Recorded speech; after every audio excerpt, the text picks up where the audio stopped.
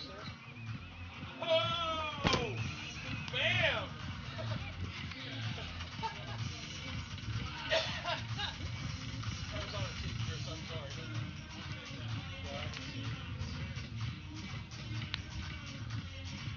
Chilly today.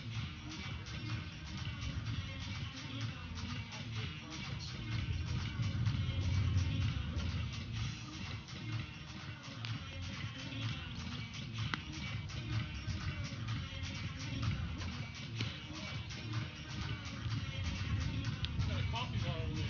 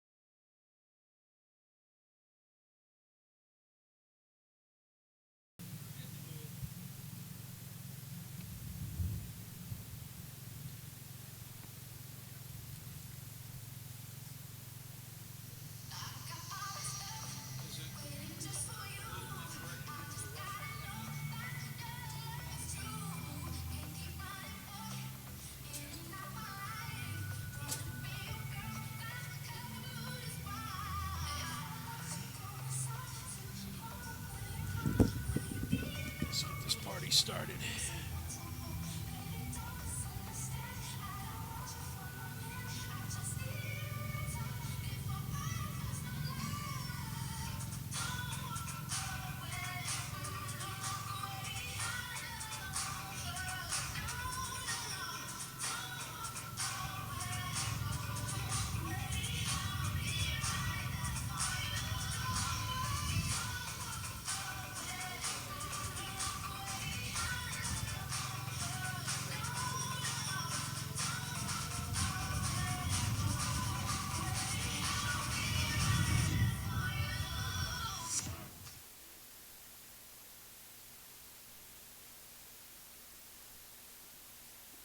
Sandy Koufax walked out to the mound to pitch a fateful ninth, where he turned in a no-hitter. But tonight, September the 9th, 1965, he made the toughest walk of his career, I'm sure, because through 8 innings, he has pitched a perfect game. He has struck out 11. He has retired 24 consecutive batters. And the first man he will look at is catcher Chris Cruz, big right-hand hitter. Fly to center, grounded to short. Dick Tracewski is now at second base, and Koufax ready and delivers. Curve ball for a strike.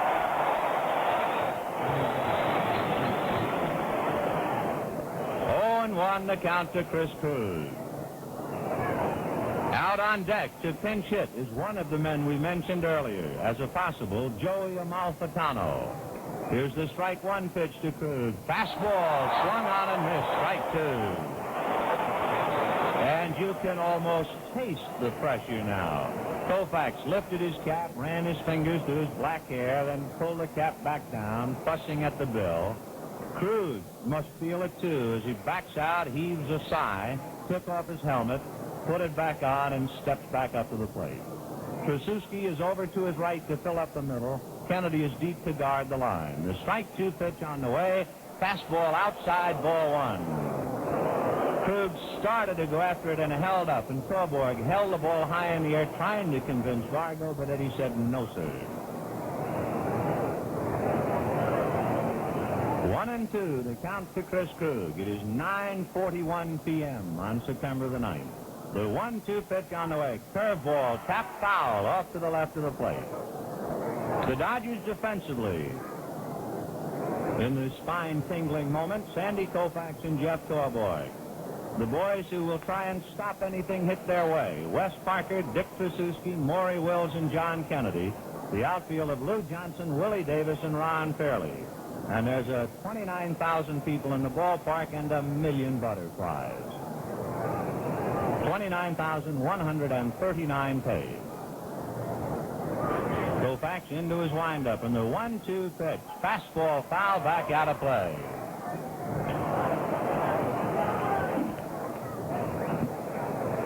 In the Dodger dugout, Al Ferrara gets up and walks down near the runway. And it begins to get tough to be a teammate and sit in the dugout and have to watch. Sandy, back of the rubber, now toes it. All the boys in the bullpen straining to get a better look as they look through the wire fence in left field. 1-2, the count to Chris Cruz. Koufax feet together, now to his windup in the 1-2 pitch. Fastball outside, ball two. A lot of people in the ballpark now are starting to see the pitches with their heart. The pitch was outside. Torborg tried to pull it over the plate, but Vargo, an experienced umpire, wouldn't go for it. 2-2, the count to Chris Cruz. Sandy reading signs, into his windup, 2-2 pitch. Fastball got him swinging.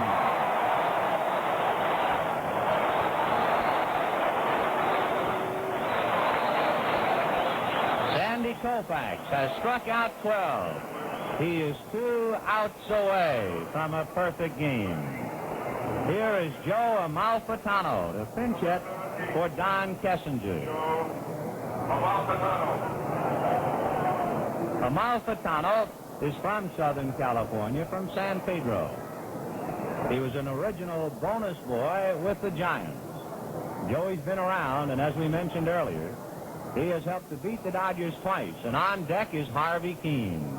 Kennedy is tight to the bag at third. The fastball, a strike.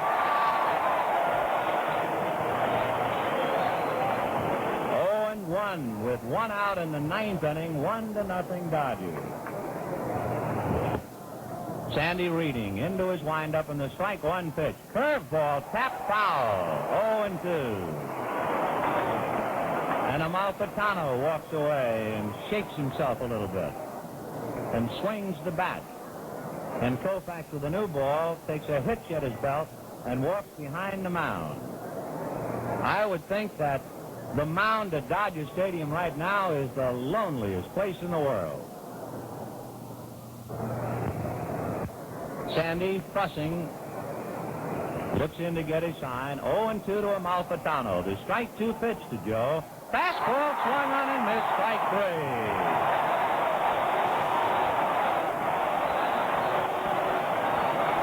He is one out away from the promised land. And Harvey Keene is coming up.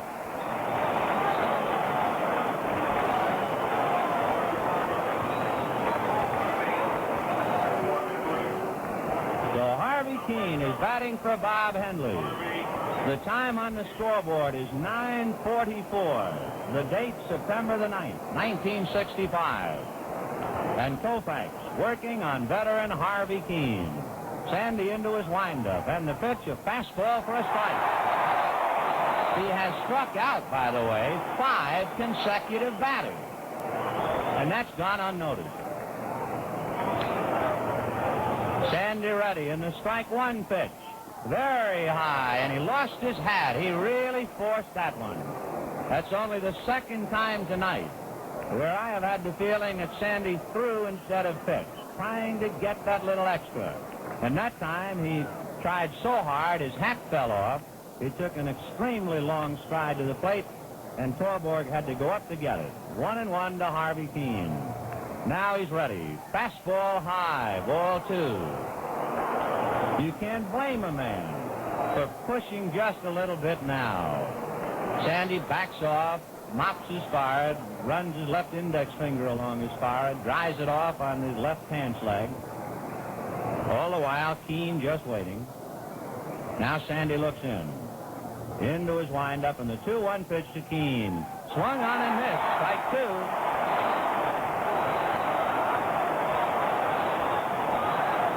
It is 9:46 p.m.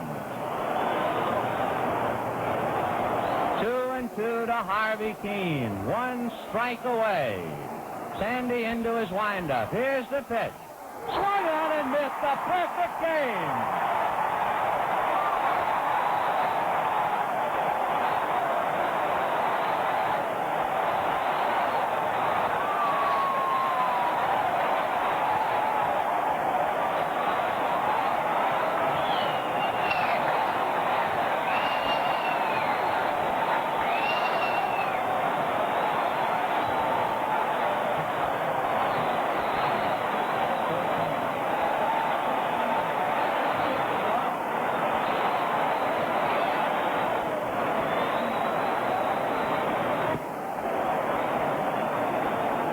Scoreboard in right field. It is 9:46 p.m. in the city of the Angels, Los Angeles, California. And a crowd of 29,139 just sitting in to see the only pitcher in baseball history to hurl 4 no-hit, no-run games. He has done it 4 straight years, and now he capped it on his 4th no-hitter. He made it a perfect game. And Sandy Koufax, whose name will always remind you of strikeouts, did it with a flourish. He struck out the last 6 consecutive batters. So when he wrote his name in capital letters in the record books, that K stands out even more than the OUFAX. Leagues, the major leagues. Well, there's never been better poetry in motion on the air than this call. And in 1995, we asked Vin Scully to find out why he called the time in that broadcast, why he called the time every minute as the perfect game reached its climax. Every time I do a game that's a potential no-hitter, when it comes to the 9th inning, the engineer in the studio automatically records the ninth inning. And it doesn't make any difference whether it's a Dodger or not, because if it's the opposition, we give him the tape, so he has it for the rest of his life. Dennis Martinez, for instance, he has the tape of his ninth inning when he pitched the perfect game against the Dodgers. Anyway, Sandy Koufax had already pitched 3 no-hitters. And when I do the tape of a guy who's pitching a no-hitter, for his benefit only, I always put the date on the tape, so that 30 years from now, when he's playing it for his grandchildren, he will hear that on July so-and-so, 19th. So I do that as a matter of course. Well, now I've done that 3 times for Sandy Koufax. So as we were coming to the 9th inning, I wasn't so wrapped up in the perfect game and all of that drama as I was thinking, what could I do to make this a little extra special in case Sandy does it? And for some reason, I will never know why, because it means nothing to a baseball game, I started to give the time. And so as he walked out to the mound, I'm saying, so at 9:48 p.m. on this 1965 at Dodger Stadium, Sandy Koufax. And then as each out was recorded, I would give the time, only thinking that this will be fun for Sandy to have 30 years from now, 40 years from now. Well, when the game ended, the next day, the one thing everybody talked about was how dramatic it was that I was giving the time, thinking I had this great sense of theater, when all the while, all I was trying to do was give Sandy a little something extra for the tape.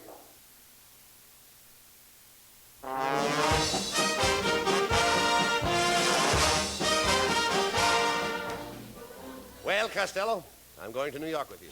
You know, Bucky Harris, the Yanks manager, gave me a job as coach for as long as you're on the team. Look, Abbott, if you're the coach, you must know all the players. I certainly do. Well, you know, I never met the guys, so you'll have to tell me their names, and then I'll know who's playing on the team. Oh, I'll tell you their names, but you know, strange it may seem, they give these ball players nowadays very peculiar names. You mean funny names? Strange names, pet names, like Dizzy Dean and... His brother Daffy? Daffy Dean. I'm their French cousin. French? Gouffet. Gouffet Dean, oh, I see. Well, let's see, we have on the bags, we have who's on first, what's on second, I don't know who's on third. That's what I want to find out. I say, who's on first, what's on second, I don't know who's on third. Are you the manager? Yes. You going to be the coach, too? Yes. And you know the fellow's name? Well, I should. Well, then who's on first? Yes. I mean the fellow's name. Who? The guy on first. Who? The first baseman. Who? The guy playing Who first. is on first? I'm asking you who's on first. That's the man's name. That's whose name? Yes. Well, go ahead and tell me. That's it. That's who? Yes. Look, you got a first baseman. Certainly. Who's playing first? That's right. When you pay off the first baseman every month, who gets the money? Every dollar of it. All I'm trying to find out is the fellow's name on first base. Who? The guy that gets the That's money. it. Who gets the money on He first? does, every dollar. Sometimes his wife comes down and collects it. Whose wife? Yes. What's wrong with that? Look, all I want to know is when you sign up the first baseman, how does he sign his name to the Who? contract? The guy. Who? How does he sign his That's name? how he signs it. Who? Yes. All I'm trying to find out is what's the guy's name on first base. No, what is on second base? I'm not asking you who's on second. Who's on first? One base at a time. Well, don't change the players. I'm not changing nobody. Take it easy, buddy. I'm only asking you, who's the guy on first base? That's right. Okay. All right. I mean, what's the guy's name on first base? No, what is on second? I'm not asking you who's on second. Who's on first? I don't know. Oh, he's on third. We're not talking about him. Now, let's forget about that. Now, how did I get on third base? Why, you mentioned his name. If I mention a third baseman's name, who did I say is playing third? No, who's playing first? What's on first? What's on second? I don't know. He's on third. There I go, back on third again. Help Will it. you stay on third base and don't go off it? All right, nobody will know. Now, who's playing third base? Why do you insist on putting who on third base? What am I putting on third? What is on second? You don't want who on second? Who is on first? I don't know. Third base! Look, you got outfield? Sure. The left fielder's name. Why? I just thought I'd ask. Well, I just thought I'd tell you. Then tell me who's playing left field. Who is playing first? I'm not. Stay out of the infield. Don't mention the names out here. I want to know what's the guy's name in left field. No, what is on second? I'm not asking you who's on Who's second. on first? I don't know. Third Third base. And the left fielder's name? Why? Because. Oh, he's center field. He's field. Look. You got a pitcher on the team. Sure. The pitcher's name. Tomorrow? You don't want to tell me today? I'm telling you, Then man. go ahead. Tomorrow. What time? What time what? What time tomorrow you're going to tell me who's pitching? Now listen, who is not pitching? I'll Who is- break your arm, you say. Who's on first? I want to know what's the pitcher's name. What's on second? I don't know. Third Third base. Got a catcher? Certainly. The catcher's name. Today. And tomorrow's pitcher. Now you've got it. All we got is a couple of days on the team. You know, I'm a catcher. catcher, too. So they tell me. I get behind the plate, do some fancy catching. Tomorrow's pitching on my team, and a heavy hitter gets up. Yes? Now, the heavy hitter bunts the ball. When he bunts the ball, me being a good catcher, I want to throw the guy out of first base, so I pick up the ball and throw it to who? Now, that's the first thing you've said right. I don't even know what I'm talking about. Well, that's all you have to do. Is to throw the ball at first base. Yes. Now, who's got it? Naturally. Look, if I throw the ball at first base, somebody's got to get it. Now, who has it? Naturally. Who? Naturally. Naturally? Naturally. So I pick up the ball and I throw it to Naturally. No, you don't. You throw the ball in a hole. Naturally. That's different. That's what I said. You're not saying I that. throw the ball to Naturally. You throw it to who? Naturally. That's it. That's what I said. Listen, you asked me. I throw the ball to who? Naturally. Now you ask me. You throw the ball to who? Naturally. That's it. Same as you. Don't change them around. Same as you. Now get it over. I throw the ball to who? Whoever it is drops the ball and the guy runs a second. Yes. Who picks up the ball and throws it to what? What throws it to? I don't know. I don't know. Throws it back to tomorrow. Triple play. Yes. Another guy gets up and it's a long fly ball to be caught. Why? I don't know. He's on third and I don't give a darn. What? I said I don't give a darn. Oh, that's our shortstop. Come Come on.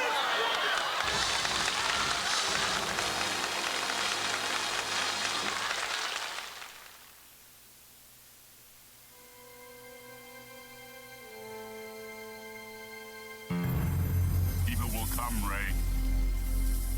The one constant through all the years, Ray, has been baseball. Little roller up along first. Behind the bag. It gets through Buckner. Here comes Knight, and the Mets win. Now the 2-1. Line drive to the base. Just as the score the tying run. Green to the plate. And he is safe. Safe at the plate. The Braves go to the World Series. They have reserved seats somewhere along one of the baselines that sat when they were children and cheered their heroes. Gibson swings and a fly ball to deep right field. This is going to be a home run. Unbelievable! A 3-run home run for Bucky Dent. The Yankees now lead by a score of 3-2. Ladies and gentlemen, Mazeroski has hit a 1-0 pitch over the left field fence at Ford Field to win the 1960 World Series.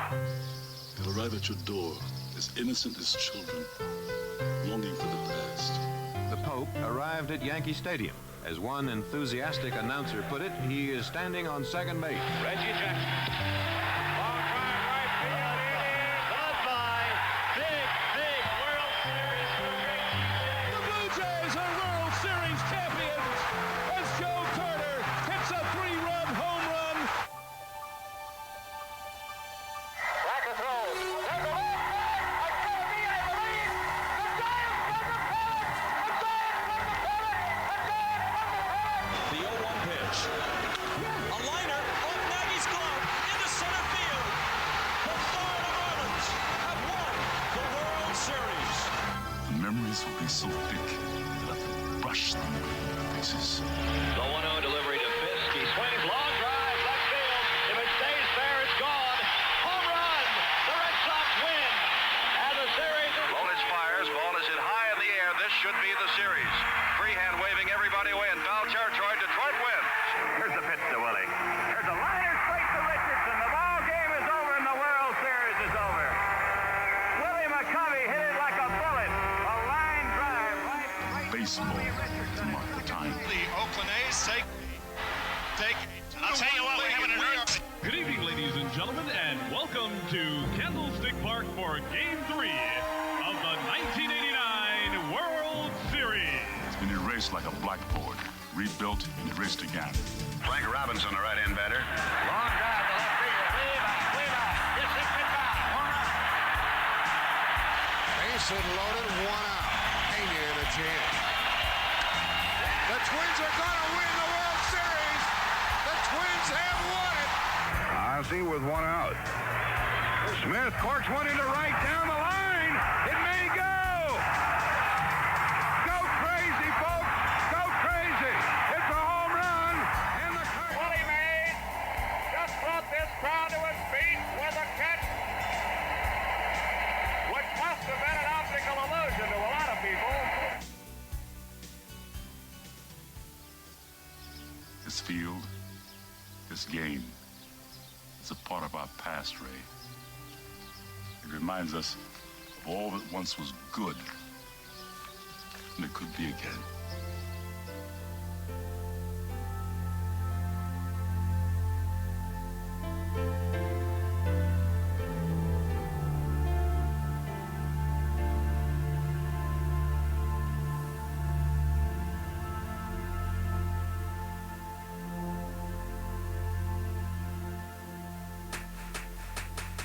It's time once again for Furman University Baseball on the Furman IMG Sports Network.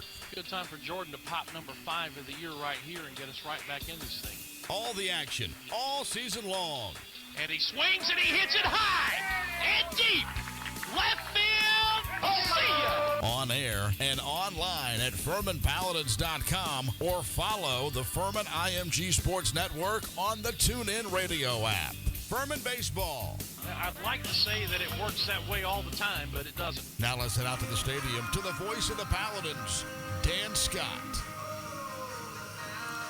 Well, good afternoon, everybody, from Latham Stadium here on the beautiful campus of Furman University. Welcome once again to Furman Paladins Baseball.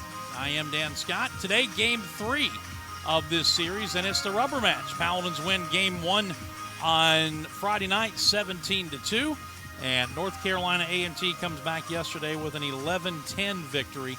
So today, with the series deciding game on the line, it will be a battle of right-handers. Matthew Quarles for the Paladins and Kason Wilson for North Carolina A&T. It is another beautiful day. Sunshine, blue skies, breezy, a little cooler than it was yesterday, but still a great day for baseball, and the Paladins looking to win what would be their 4th series in the first 5 weekends of play in this 2017 season. To do it, though, they're going to have to stifle the bats of this A&T team that broke out in a big way yesterday against Grant Sherman, putting up a total against Sherman and the rest of the bullpen that followed, 4 other pitchers, of 15 hits and 11 runs. So the task for Matthew Quarles today, do what he did against Ole Miss last week. Pitch well and pitch deep into the ball game and see if this suddenly rejuvenated offense can keep swinging the bats well. When we come back, we'll hear from the head coach of the Paladins, Brett Harker. That starting lineups, first pitch all ahead. And you're listening to Furman Baseball on the Furman IMG Sports Network. Dan Scott here to tell you that I have found my breakfast place in the Travelers Rest area, the Hungry Drover. Located at the intersection of Tigerville Road and Highway 290, the Hungry Drover features local eggs, raw milk, homemade breads, and of course their famous gigantic omelets. If it's lunch you crave, check out the barbecue, tomato pie, and the made-from-scratch desserts. And don't forget dinner on Friday nights. Find the full menu and operating hours at hungrydrover.com and like them on Facebook. For catering, call John at 864-901-5040 and enjoy the farm fresh eating experience in the heart of Travelers Rest. That is the Hungry Drover. If you've been sidelined with an injury, sore joint, or back pain, the experts of Piedmont Orthopedic Associates can offer you both surgical and non-surgical care to get you moving again. Piedmont Orthopedic Associates' 15 surgeons and 2 spine physicians are all board certified and are committed to providing you with excellent orthopedic care. Visit us online at getmovingwithpoa.com.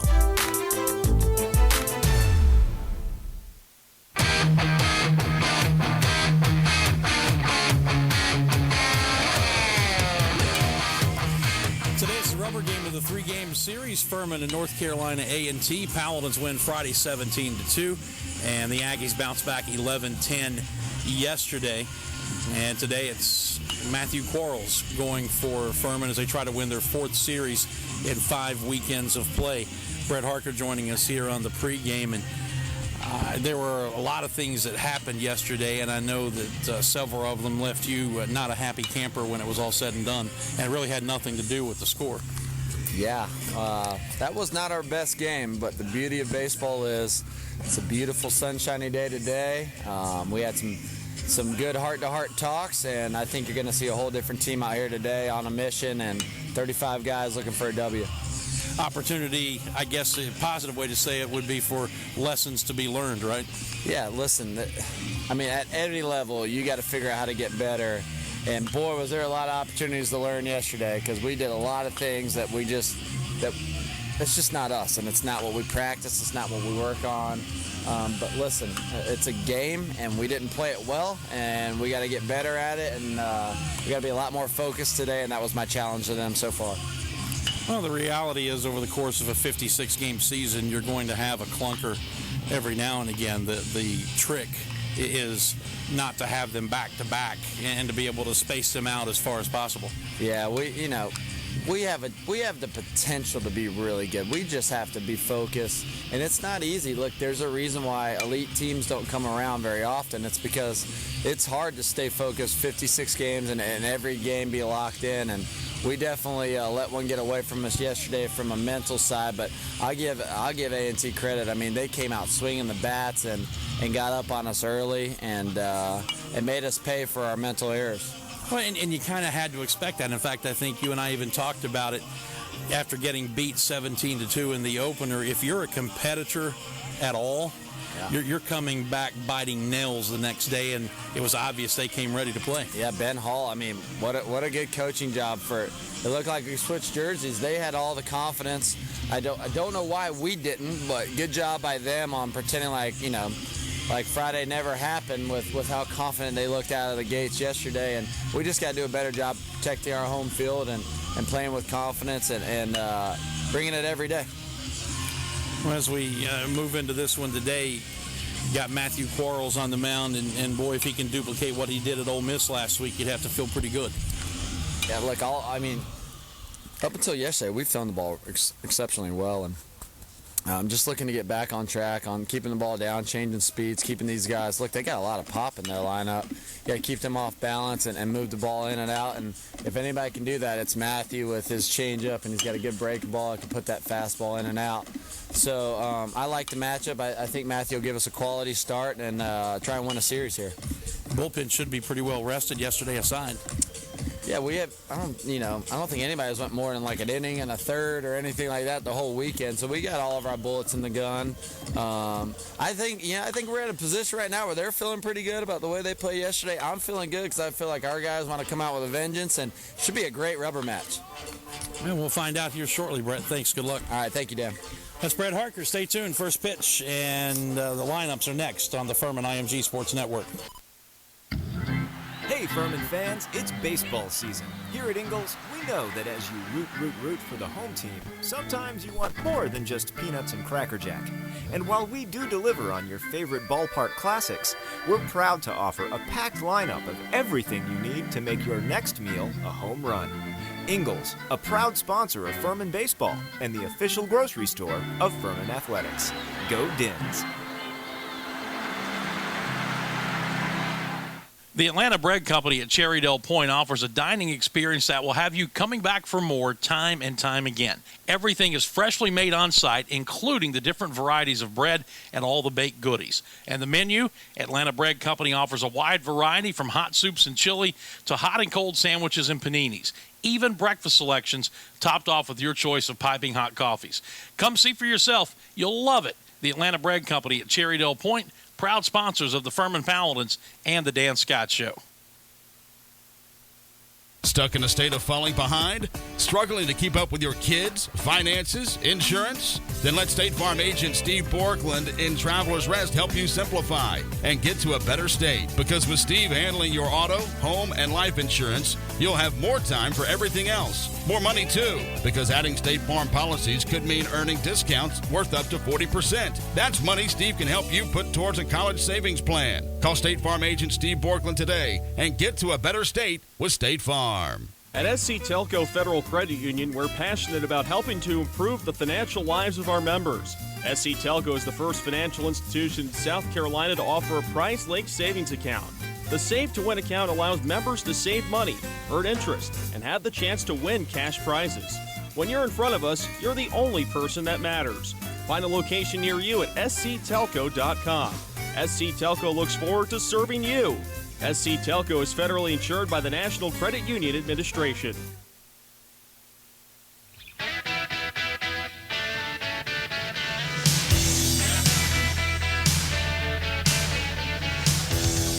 If you are ready now, the starting lineups. First for North Carolina A&T under third-year head coach Ben Hall. Greg White will lead it off. He is in left field. Batting second is third baseman Brandon Melendez. Miles Soule will hit third and play center. The catcher and cleanup hitter is Adon Ordonez. A.J. Hunt at first base will bat 5. The DH and number 6 hitter, Donovan Smith. Second baseman Timothy Rivar will bat 7th. Hitting 8th in right field is Camden Williamson, and batting 9th, the shortstop, Milton Rivera. Again for the Aggies, Wind in left, Melendez at third, Soul in center, Ordonez catching, Hunt at first, Smith at DH, with Rivar at second, Williamson in right, and Rivera at shortstop.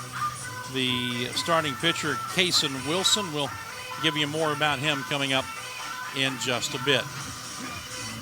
For the Paladins, Jabari Richards leads it off again, though in right field today. Carter Grote will bat second and play left. Center fielder Landon Kay hits third. Cleanup batter Brandon Elmy, he plays first base. Catching today and batting 5th is Jason Costa. Hitting 6th at third base, Jake Crawford. Sky Overton will bat 7th. He's the DH today. Hitting 8th and back in the lineup is Sims Griffith at second base. And batting 9th at shortstop, Brett Hebner. Again for the Paladins, Richards in right, Grote in left, Kay in center. Elmy at first, Costa behind the plate, and Crawford at third, with Overton the DH, Griffith at second, and Hebner at shortstop. Matthew Quarles will make his 5th start of this 2017 season.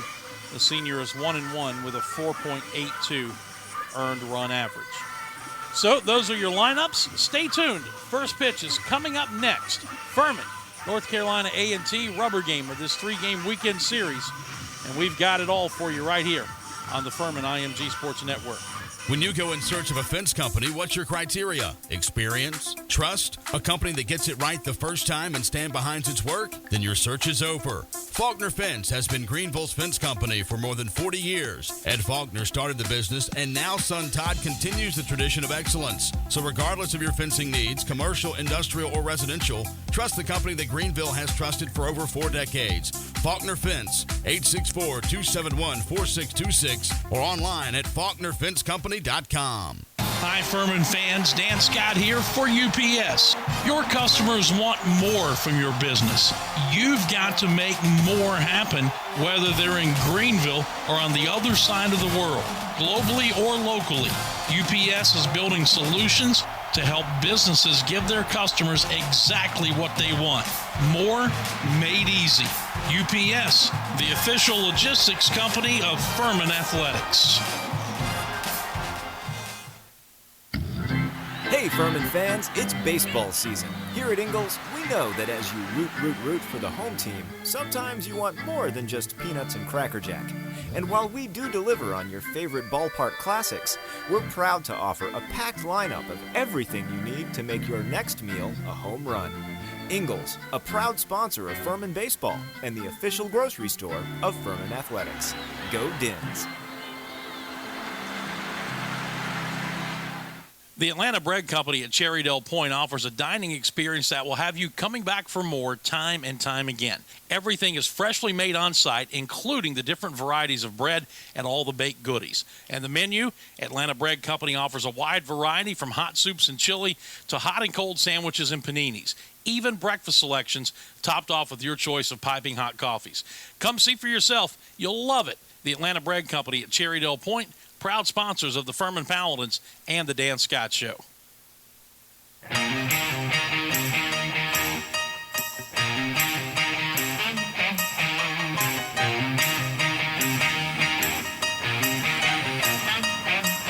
Hi, welcome back to Latham Stadium. We are just about set to get this baby underway. It's the third and final game of this weekend 3-game series, Furman and North Carolina A&T. Each team has won a game, and there's been a premium on offense. It has been a big day in back-to-back days for the Paladin offense. And, of course, yesterday it was North Carolina A&T getting well at the plate at the expense of Grant Sherman. Grant will bounce back. We'll see how the Paladins as a unit bounce back today. And before we go any further, let's pause along with everyone here at the stadium for the playing of our national anthem. As we honor America with the playing of our national anthem.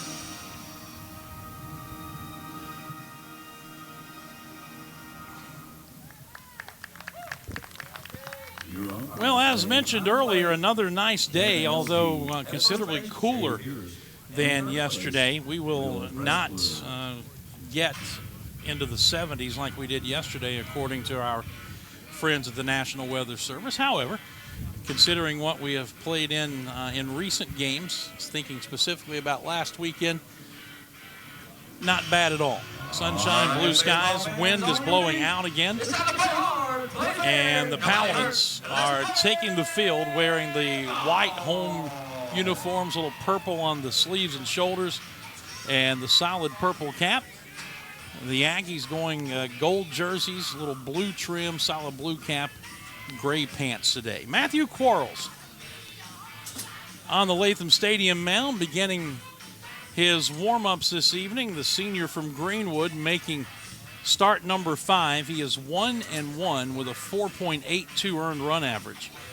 18 2/3 innings, 18 hits, 10 runs earned. Has struck out 18, walked 10, and opponents are hitting .261 against him.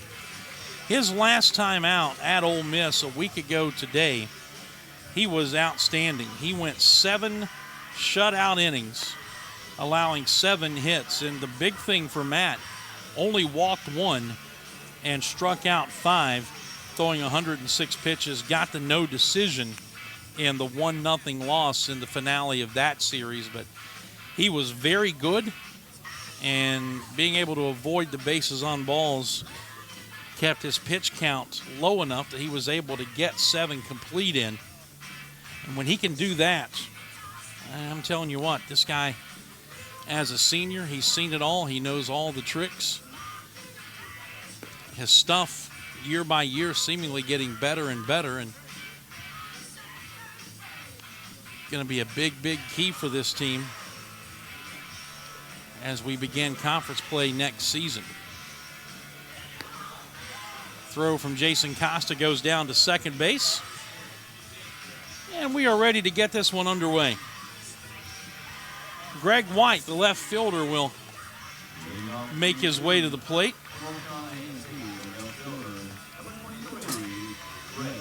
White has 2 hits in the series. He has scored 3 runs. His average at .364.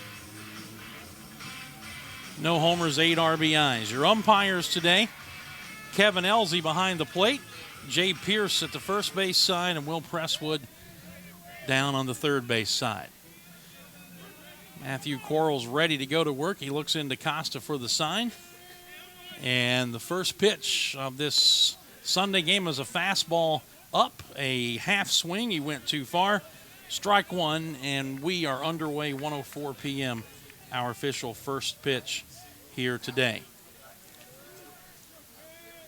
Quarles ready with the 0-1, and that fastball is high. 1 ball and 1 strike. White only 1 hit yesterday, but was on base 3 times, reached on a couple of fielders' choice ground balls, and ended up scoring 2 runs in their 11-10 win. The 1-1 misses inside. Oh, check that. A little bit of a delayed call by Kevin Elsey. It was a strike on the inside corner, 1-2. 54 degrees, our game time temperature. The wind is blowing out to left again like it did yesterday. 1-2 pitch. And it's popped up on the infield. Hebner, the shortstop, drifting towards the second base bag, puts it away, and there's 1 out. Defensively for the Paladins, Brandon Elmy at first, Sims Griffith at second, Brett Hebner there at short, and Jake Crawford at third. Left to right in the outfield, Carter Grote, Landon Kay, and Jabari Richards. And Jason Costa getting the start behind the plate today. So 1 down, here's Brandon Melendez, .342 batting third baseman, and he takes it high and away, ball 1. Melendez 3 hits yesterday, drove in a run, had a hit and an RBI in the first game as well. 7 runs batted in now, left-handed batter, and he swings and he grounds this one past a diving Elmy at first, down into the right field corner. Jabari Richards gets it and gets it back into the infield, but not before Melendez easily into second base with a 1-out double. Elmy was playing off the line. Center fielder, number 1. A couple of quick steps and a dive. Couldn't quite get there, and by the time Richards ran it down in foul territory, it was an easy 2-bagger for Melendez. So, 1 out, runner in scoring position for Miles Soul, the center fielder. He did not play Friday night and came back with a vengeance yesterday. 3 hits, drove in a run, walked once, scored a couple of times. Hitting .474 on the season. Right-handed batter. And the first pitch to him, a line drive caught by Hebner, ranging toward the hole. Backhand style as he went down to his knees, 2 down. So he smoked that ball. But it's an out. And with 2 down, we'll see the catcher, Adon Ordonez. And it's very interesting how this game works. Yesterday, Now batting the catcher, number 12, Adon Ordonez. Miles Soul reaching on a infield base hit that Grant Sherman was late getting to first base to cover. That loaded the bases, and the next guy, Ordonez, hit a grand slam home run. Turned the game around. The Paladins rallied late, had the winning run at the plate, tying run in scoring position in the bottom of the 9th, but couldn't get the big hit. Breaking ball was in for a strike to the right-handed batter. .368 on the season, and leads the team in homers with 4 and RBIs now with 22. Runner at second, and a bluff back that way by Quarles.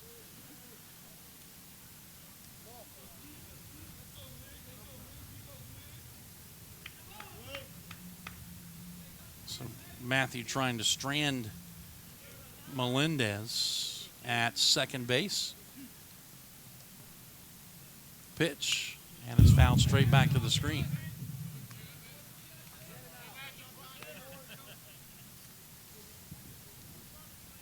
Ben Hall in the third base coaching box, flashing the signs. Stephen Jordan doing a little gardening down at first base for the Aggies. 1 ball and 1 strike.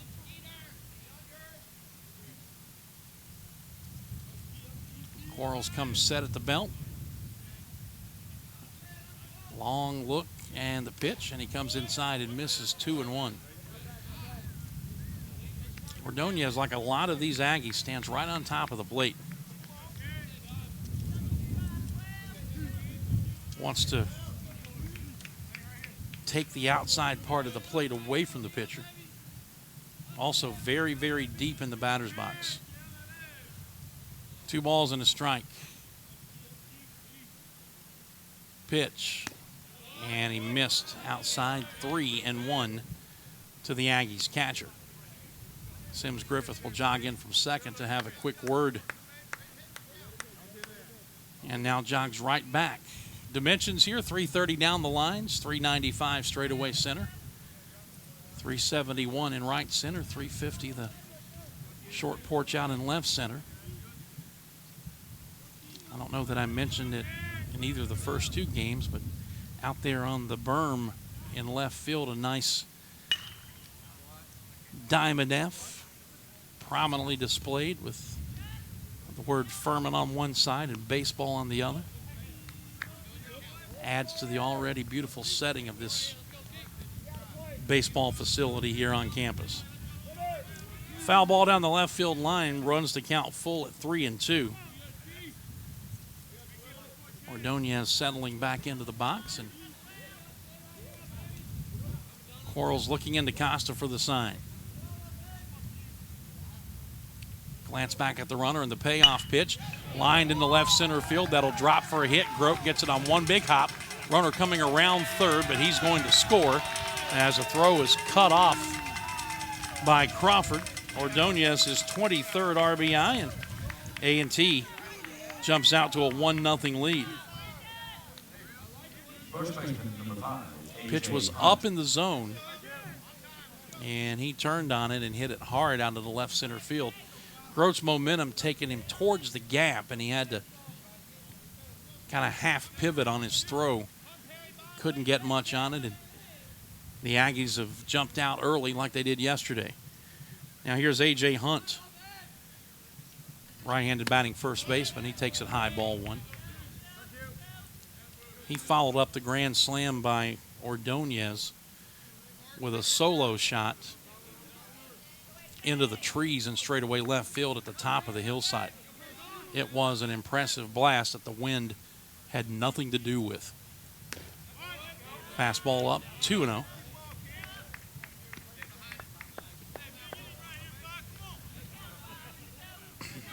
Seen this from time to time with Matt early in the ball game.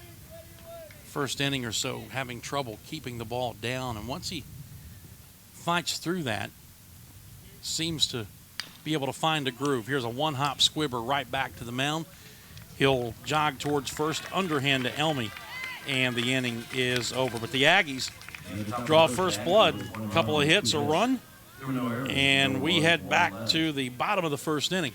It's North Carolina A&T 1, Furman coming to bat, and you're listening to the Furman IMG Sports Network. When it comes to commercial vehicles, break through the clutter with the new Sprinter Worker from Freightliner. Otherwise, your work van isn't getting it done. The Sprinter Worker carries over 1.5 tons with over 300 cubic feet of space and unmatched safety. It starts at just $32,495 with a service interval of up to 20,000 miles. Huge capacity, starting at just $32,495. From Christopher Trucks, Whitehorse at I-85, ChristopherTrucks.com. Spirit Communications, built for your business and the upstate's choice for voice, data, internet, and fiber services. Let us show you the future with our cutting-edge, unified cloud-based products backed with live 24/7 customer support. Call 517-1200 or click spiritcom.com. Spirit Communications is a proud sponsor of Furman Athletics. Spirit Communications, keeping you connected.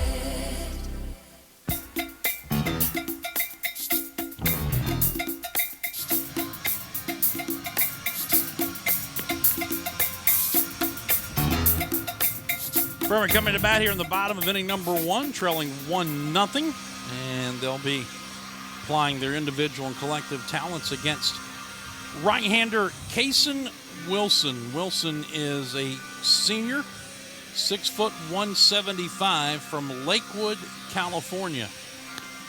Can't imagine there was a little culture shock from California to Greensboro, North Carolina, but here he is, a senior. He is making his fourth start, his fifth appearance.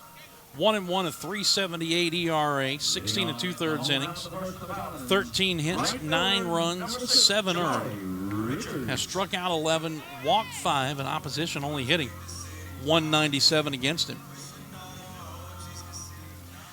Jabari Richards to lead it off, and the first pitch to him is top foul at the plate, 0-1. Jabari at .233 with a homer and 5 RBIs. He followed up Friday night's 4-for-4 on-base 6-time performance with a 1-for-5 yesterday. Doubled his last time up ahead of the 2-run homer from Carter Grote in the 8th inning that pulled Furman within 1. Prior to that, had struck out 3 times in 4 at-bats against their starter Josh Bottenfield. 1-1 the count, the pitch. Checked his swing, and the ball missed outside, 2 balls and a strike. The encouraging thing about the double was that it was deep to left field the other way. 2-1 pitch. And he swings and he hits one in the air to right. Routine out there for Williamson, who makes the catch, and there's one down. Defensively for the Aggies, it is A.J. Hunt at first, Timothy Rivar at second, Milton Rivera short, and Brandon Melendez at third. In center field is Miles Sowell. To his right and left, Greg White, and to his left and right, Camden Williamson, Ray Ordonez, Adon Ordonez behind the plate. Here's Carter Grote, checks his swing, and it costs him a strike. Carter has had a good series. He's driven in 7 runs in the series. Takes ball 1 outside. 2 hits, a 2-run double, 3-run triple on Friday night. 2 more yesterday, a single and that 2-run home run. 2 balls and a strike. Batting with one out here in the bottom of the first inning, and Furman trailing early 1-0. Wilson pitching. There's a fly ball left field, moving a bit towards the gap in left center. Now backing up on it and running it down near the warning track was Greg White. Had to put on a little burst of speed right there at the end as that ball just kept carrying to left center. But it's an out. Center fielder, number 44. And with two away, here is Landon Kay. After going 0 for 6 in the 17-2 win on Friday, Landon 2 for 4 with an RBI double yesterday. He swings and he forces Taylor Harbin to skip rope in the third base coaching box. And nimbly done by the Paladins' second in command. Jeff Kimmel, arms crossed, coaching down at first. Kay lays off a breaking ball down. It's 1-1. 2 outs, nobody on. Brandon Elmy on deck. Breaking ball stays high. 2-1 to Landon Kay.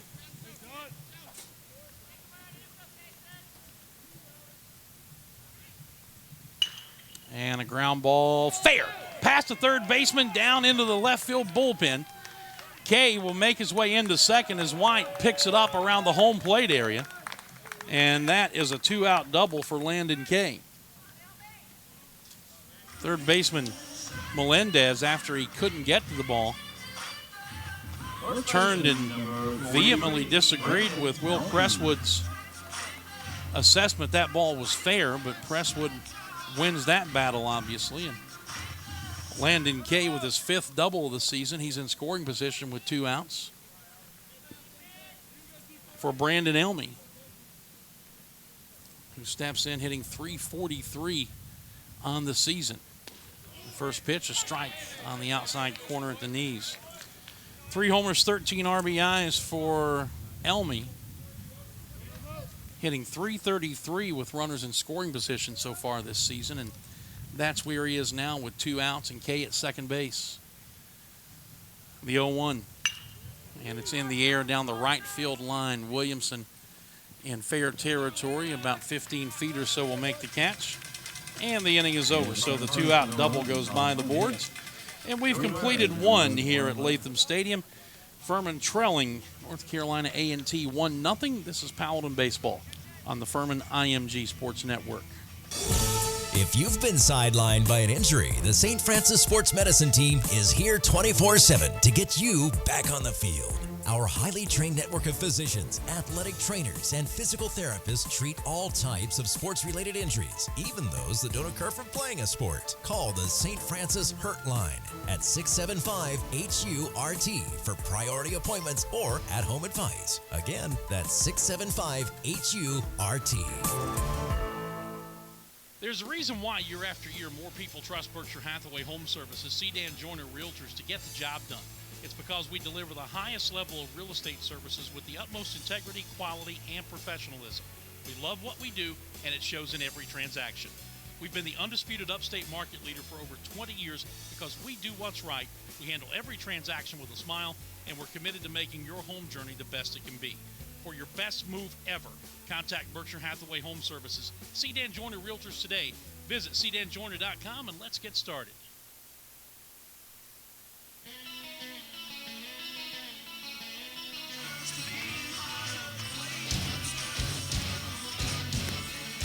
Top of the second inning here at Latham Stadium. 1-0 Aggies as they come to bat off Matthew Quarles. Emails up. Would love to hear from you. FurmanBaseball@yahoo.com. FurmanBaseball@yahoo.com. Or on Twitter.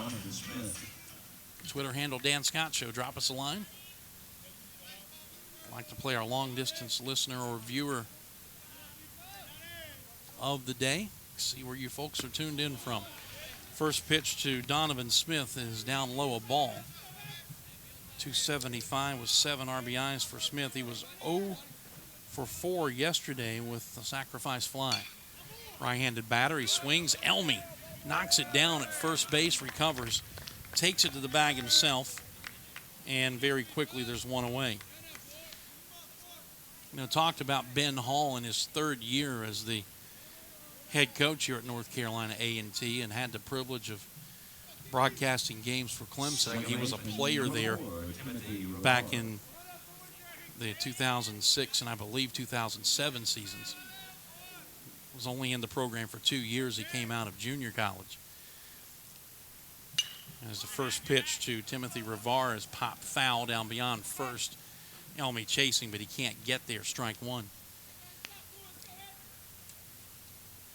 He's cut his teeth and paid his dues. He was on Tom Regina's staff at Winthrop for a few years. Got this job on an interim basis in 2015 and got it full-time without the tag in 2016. Rivar pops another one foul down the right field line. Sims Griffith diving. Did he get it? He did. Wow. Sims Griffith flashing out of nowhere, diving between Elmy going out and Richards coming in. Made the catch and put a star by that one. You won't see a better play all day long.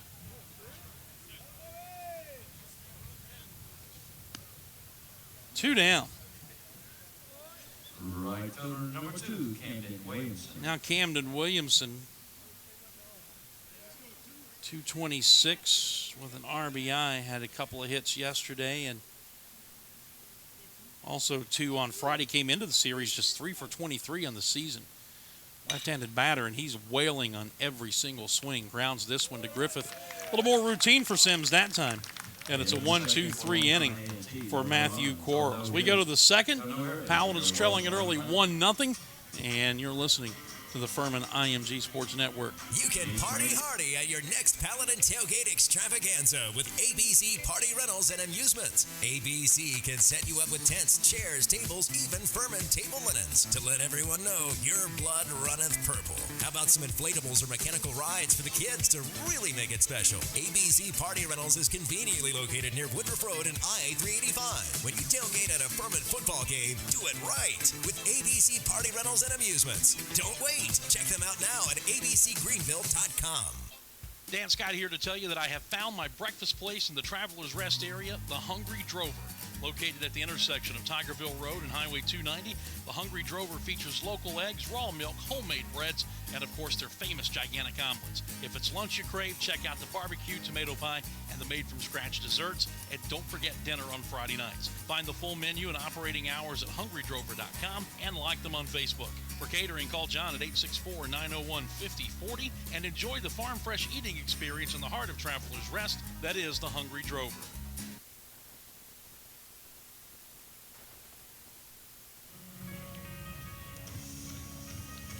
Leading off the Furman second. Bottom of the second inning. 5, 6, and 7. Costa, Crawford, and Overton against Case and Wilson. Costa's first action in the series, and the right-handed batting catcher takes a strike on the outside corner, 0-1. 222, 2 homers, 6 RBIs. Swings and hits this one hard into left center field. That's going to be one hop and out of here for a ground rule double to the right of the light stander down in left center field, which is about 15 feet to the right of the 350 sign. He stung that bad boy. So a leadoff double. Tying run in scoring position for Jake Crawford.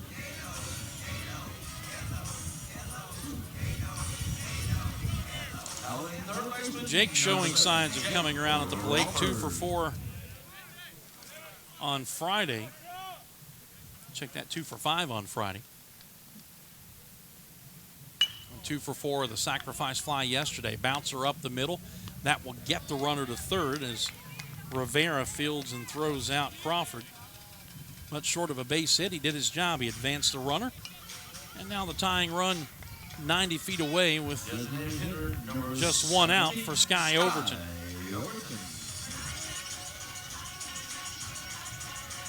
Sky had a 3-hit, 2 RBI day in the 11-10 loss yesterday. And we were talking about Ben Hall and here in his third season. The biggest impact he's made while trying to build this Aggie program has been on the offensive end. The year before he arrived in Greensboro, the Aggies hit just .245 as a team. There's ball one down and away to Overton. His first year, the interim season in 2015, they hit .264. And then last year, improved that to .274. Well, after 2 games this season, or 2 games in this series, this Overton swings and skies one out into shallow left center field. Soule catching, tagging at third, on his way home and scoring as the throw airmails everybody to the pitcher backing up is Costa, and it's a 1-1 game. So fundamental baseball. Crawford gets him over, and Overton's sacrifice fly gets him in. 8th RBI of the year for Sky, and we're tied at 1.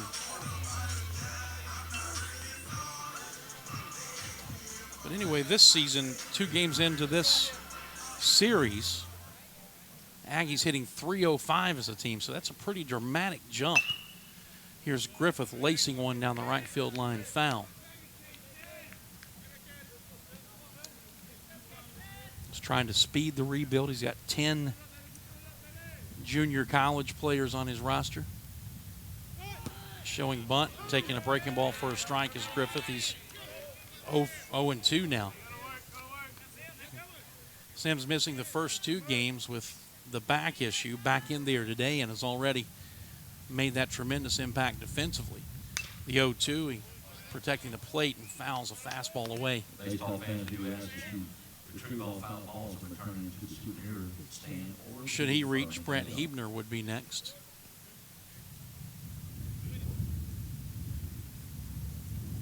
Wilson pitching, and it's down and away. 1-2.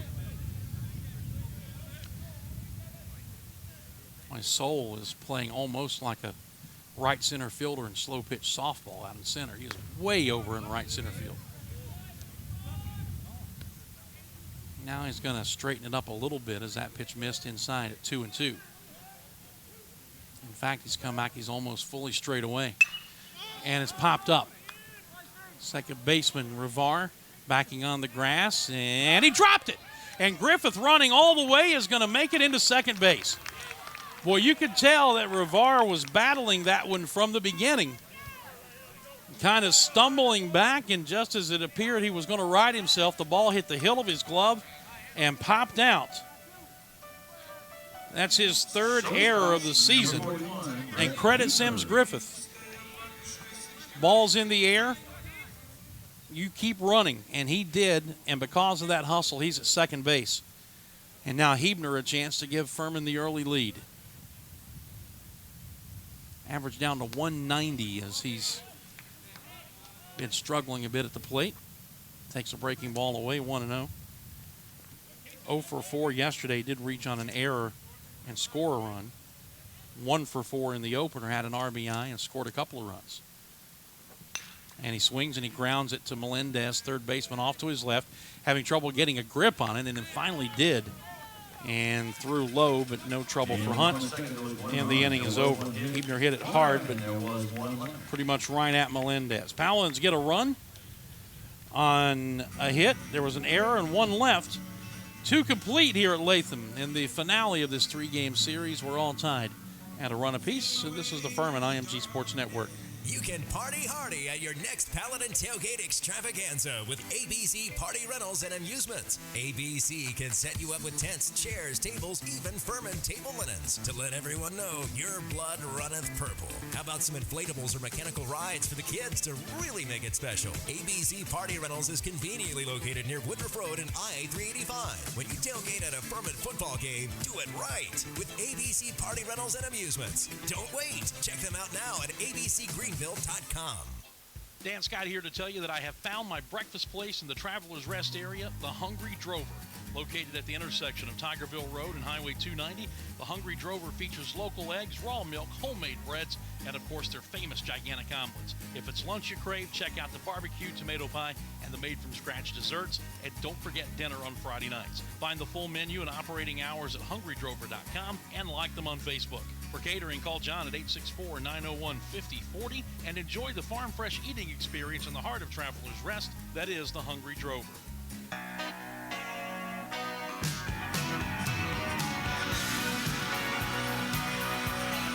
1-1 the score as we move on to the third inning.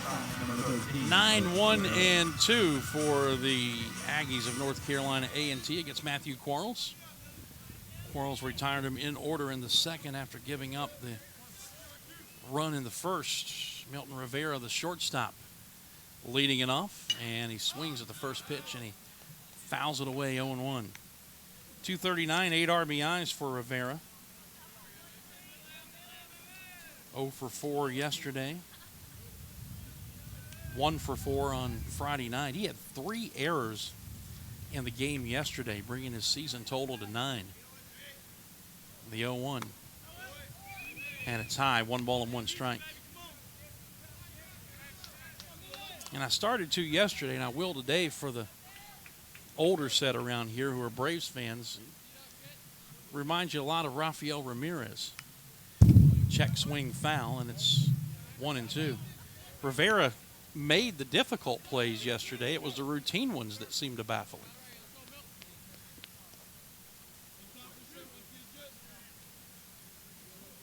Behind a ball and 2 strikes with leadoff hitter Greg White on deck. Quarles winds and delivers. Big breaking ball, strike 3 called, and Rivera knew it. Offered no argument, turned and headed right for the dugout. That is the first punch out for Quarles. And we go back to the top of the order for Greg White, who popped out to Hebner at short, leading off the game.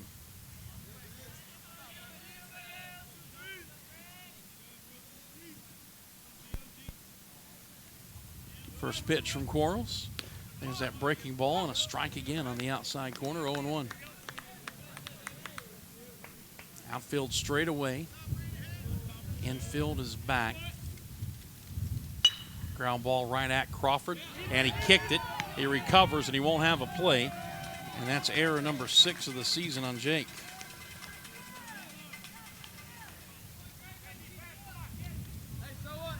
Third baseman, number 25.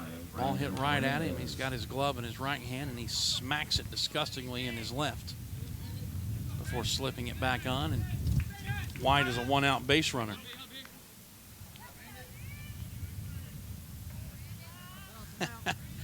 Got an email from Jim Greenfield as Quarles throws to first base, talking about that catch that Sims Griffith made diving into foul territory out in right field back in the second inning. Here's the first pitch to Melendez, and it's down low, a ball. Jim says even the Russian judge would have given Sims a 10 on that dive. And that was, like I said, as good a play as you'll see all day long. So 1 out, 1 on. The error has White at first base here in the third in a 1-1 game. Melendez doubled and scored in the first inning. Runner goes, pitch is taken for a ball. The throw down is in time. And Costa shoots down White for the second out of the inning. The throw actually sailed a little bit to the first base side of the bag. But Hebner was able to get the tag down. And according to Will Prestwood, got it on the back of the runner before he got his hands on the bag, sliding head first. 2-6 on the caught stealing.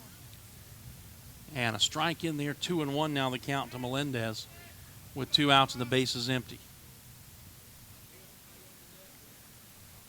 The 2-1. And it's grounded on 2 hops down to first. Elmy will take it himself. And another easy inning for Matthew Quarles. Middle of the third. 1-1 the score here at Latham. We'll be back after this on the Furman IMG Sports Network.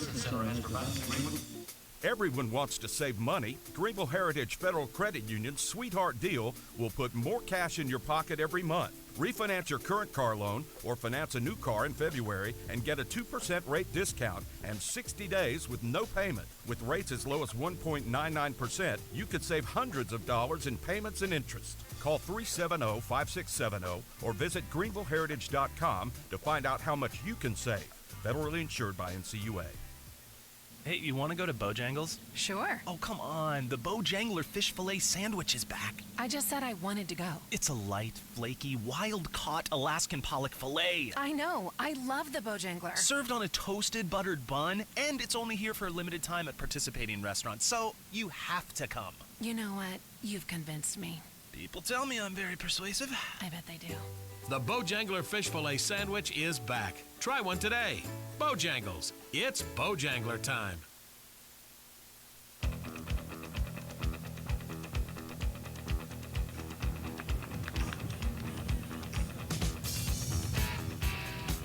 Bottom of the third, 1-1 the score. Top of the order for the Paladins. Richards, Grote, and Kay against Case and Wilson. Right fielder, number 6, Jabari Richards flew out to right, leading off the Furman first inning. And the first pitch to him is on the outside corner, a strike.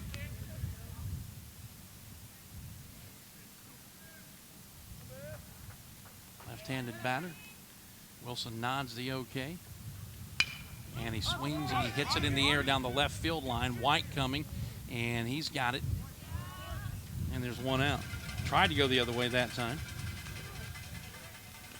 But White able to get there with no trouble. One out quickly. Now Carter Grote. He had a ball off the bat that looked like a routine fly ball to normal depth left center field that White had to put on a last-second burst of speed and catch it on the warning track. He's got it up in the wind, and the wind kept pushing it out there. Strike one to him on the inside corner. Outfield playing him straight away. And he swings and he loops one to the shortstop, Rivera, 2 down.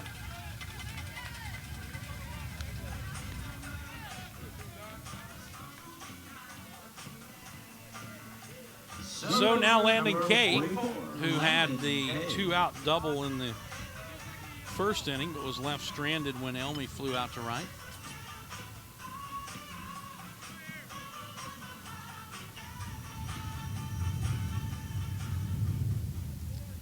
And the first pitch to Landon, it's high, ball one. Seems like every year there's that one guy, that one player, and all the crazy walk-up music that us old people don't like as he flies out to center field. Landon breaks out the earth, wind, and fire. That alone is enough to earn playing time in my book. Paladins go 3 up and 3 down.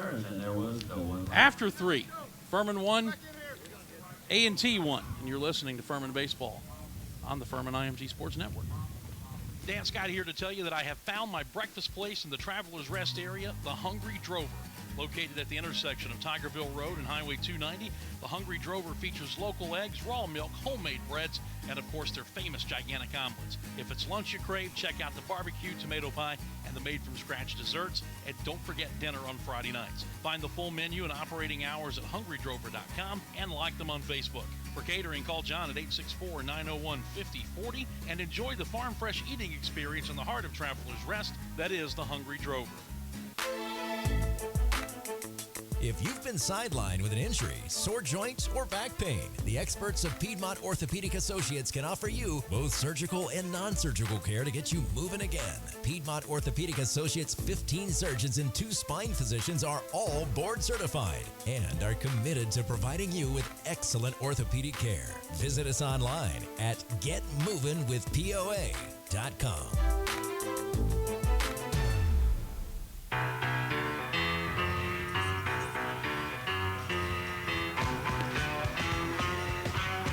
Three-inning totals. Furman, a run, 2 hits, an error. A&T, a run, 2 hits, and error. Paladins have stranded 2. The Aggies 1. Leading off the fourth for the Aggies. And for Miles Cole. the visitors, it'll be Miles Soul leading it off, 3, 4, and 5. Soul, Ordonez, and Hunt against Quarles. Soul lined out to Hebner at short his first time up. And a breaking ball lined in the left field, a base hit. That one hung just a bit. 4th hit of the series in just 2 games for Soul. Their 3rd total today, and he's a leadoff base runner. Here is Adon Ordonez, the catcher, had an RBI single in the first inning that's produced their only run so far, his 23rd run batted into the season. Number 12, Adon Ordonez. And his 6th RBI in this series. Of course, 4 of them coming with 1 swing yesterday. So Quarles back to the stretch. And his first pitch, swing and a miss. Gas upstairs, 0-1.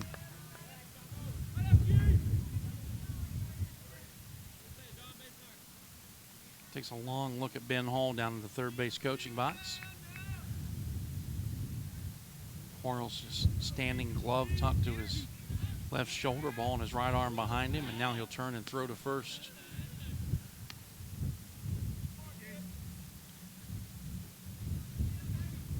Not a bad Sunday afternoon crowd for Latham, still a little chilly. Runner goes, ball's hit in the air to right. Richards backing on it, and he's got it. Soul retreats to first, and there's 1 down. So Ordonez 1 for 2, and now A.J. Hunt.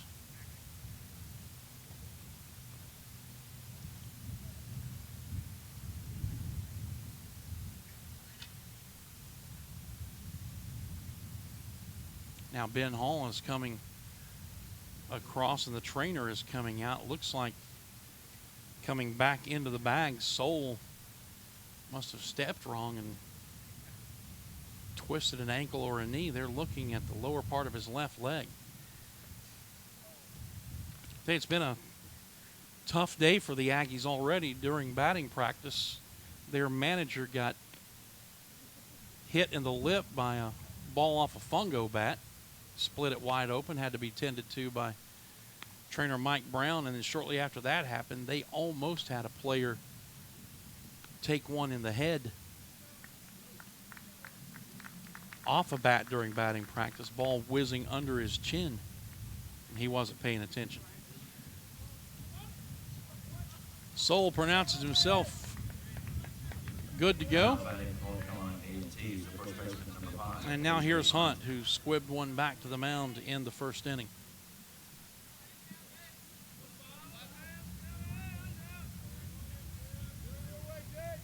So 1 out, 1 on, and a 1-1 game here, top of the 4th inning. Quarles pitching, and it's rifled foul down the left field line. Tell you, these guys are aggressive. They look for fastballs early in the count and go wailing on them.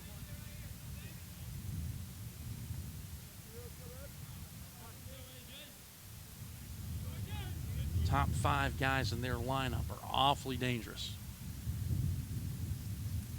The 0-1. Big breaking ball that just missed outside. 1-1 the count. Scores of other games in the SoCon here on this Sunday before league play begins. Top of the 6th, East Tennessee State leading at Miami of Ohio 2-0. Quarles comes set, and he'll turn and throw to first. Top of the 3rd in Charleston, Citadel leading Dartmouth 2-1. Top 2nd, Mercer up 5-0 at number 18, East Carolina. They're trying to, oh, he's out. They just picked him off at first base. Soul was walking into his lead. Quarles turned and threw, and he never quite made it back to the bag. 2 down. That's a 2nd runner they've had erased from the base paths. 1 caught stealing, and now this pickoff. Mercer trying to sweep a series on the road at number 18, East Carolina. Bottom of the first, Wofford batting, trailing Yale 3-0. Quarles delivers in the dirt, 2-1 to Hunt, batting now with 2 outs and the bases empty. Bottom second, Sanford batting, leading or trailing Eastern Michigan 1-0. Top second in Cullowhee, no score, Catamounts and Kent State. It's ball 3 low, 3-1. Later, actually should have started about 15 minutes ago, VMI at Elon. And coming up at 3:30, second game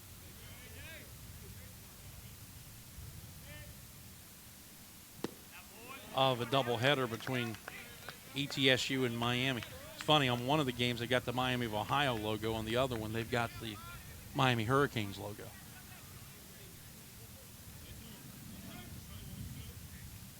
Apparently they'll take on anybody named Miami. 3-2 pitch. Strike 3 called, outside corner.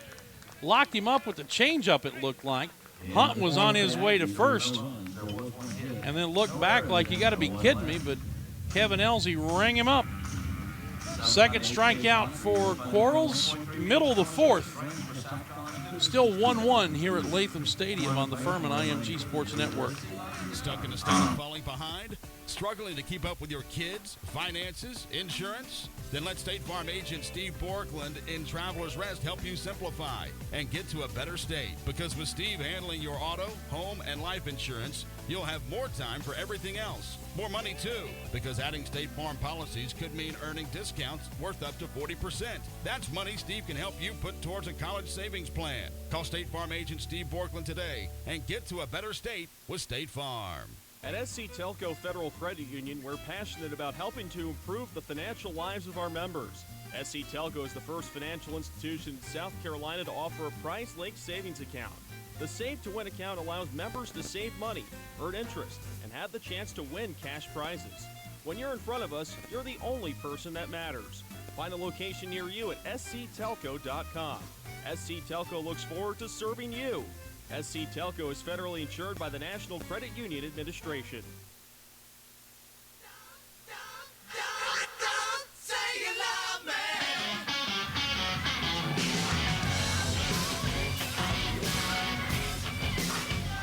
Bottom 4 in this 1-1 game. Dan Scott with you at Latham Stadium. Thank you for tuning in.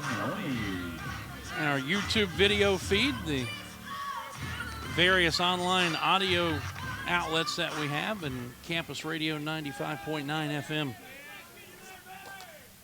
Brandon Elmy leading it off, and he fouls the first pitch back to the screen. Elmy flied to right to end the first inning.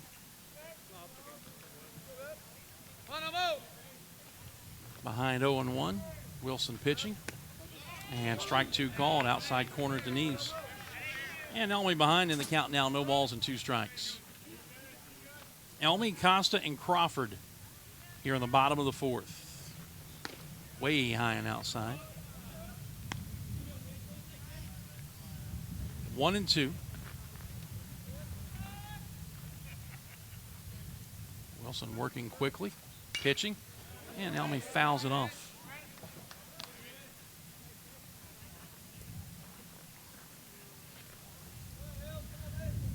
So the count holds at a ball and 2 strikes. Pitch, and it's way high. 2-2.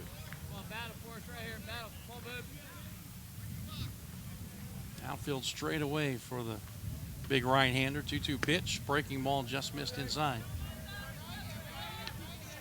Elmy gave up on it and turned away from it. It almost came back across the corner. So after being behind 0-2, now a 3-2 pitch on the way. And he reaches for it and fouls it out of play right side.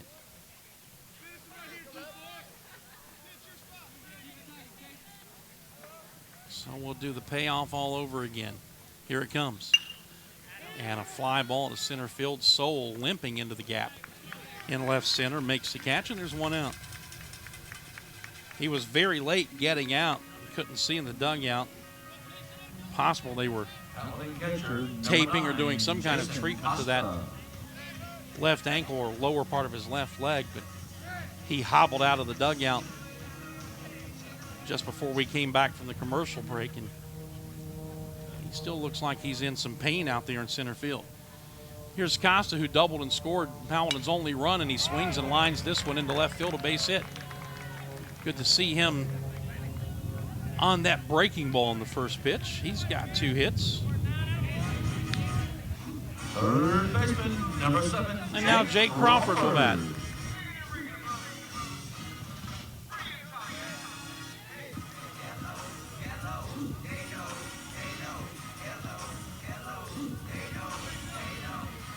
Jake bounced out to shortstop in the second inning, but it was an effective out because it was a bouncer up the middle that allowed Costa to move up to third, and he scored on Overton's sacrifice fly.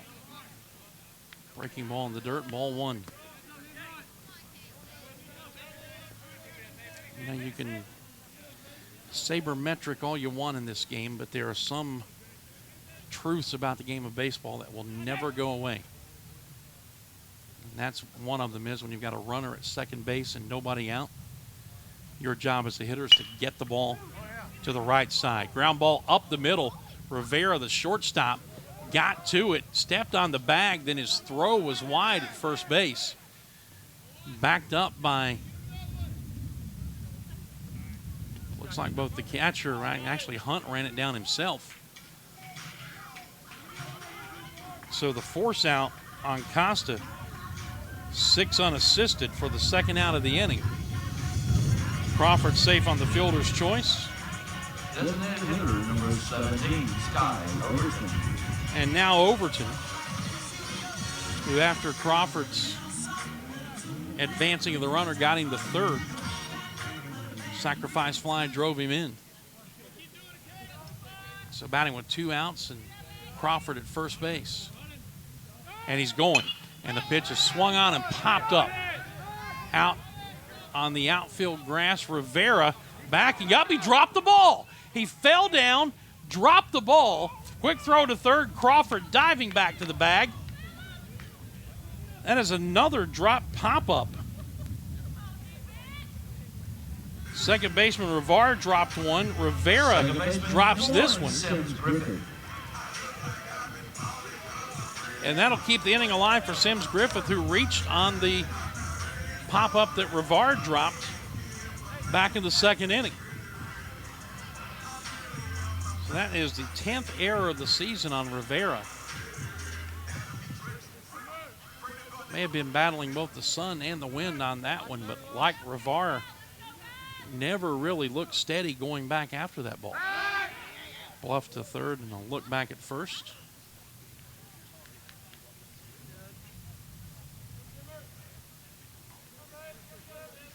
So let's see if we can capitalize on the gift here. Swing and a miss out in front of a changeup, 0-1.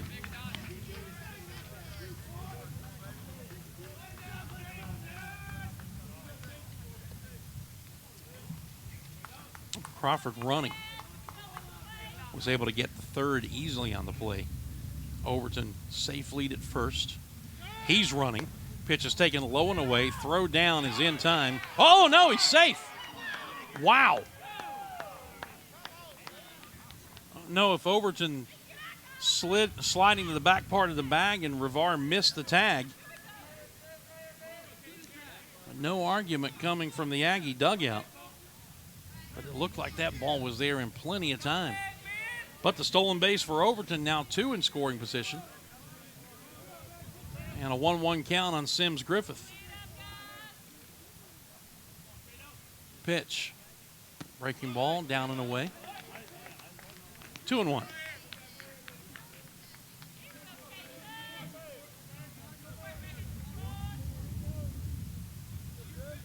Outfield straight away. Infield is back. 2-1 pitch. Strike 2 called. 2-2. You know, we've talked about the Furman defensive struggles this year. 28 errors coming in and now 29 with Crawford's. That's magnified even more on the Aggies side. The 2 errors in this game give them 42 on the season already. 2-2 pitch. And a fly ball, shallow center field. Can anybody get there? Soul! Obviously in pain, limping in, and he was able to make the catch And the inning is over. Paladins strand 2. And we head to the 5th, still tied at 1 here at Latham Stadium in the finale of this 3-game series. We'll be back in just a moment. When you go in search of a fence company, what's your criteria? Experience? Trust? A company that gets it right the first time and stand behind its work? Then your search is over. Faulkner Fence has been Greenville's fence company for more than 40 years. Ed Faulkner started the business, and now son Todd continues the tradition of excellence. So regardless of your fencing needs, commercial, industrial, or residential, trust the company that Greenville has trusted for over 4 decades.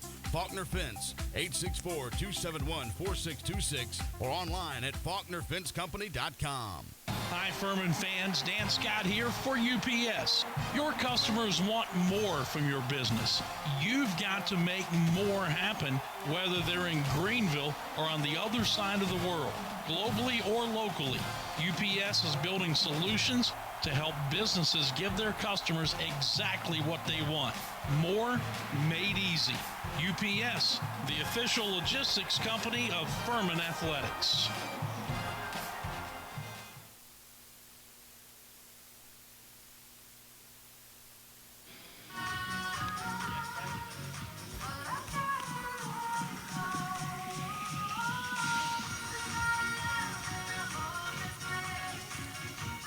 Fans, Paladins are back in action on the road Tuesday night, 6 o'clock at Georgia State in Atlanta. And we'll have the broadcast for you on 95.9 Campus FM, Number 35, Donovan Smith. iHeartRadio app, and also through Stretch Audio on the FurmanPaladins.com site, beginning pregame at 5:45. Here's Donovan Smith. And he swings the first pitch, and he pops it up. Shallow center. Overton coming on. Pats the glove on the left thigh. Puts it away, 1 out.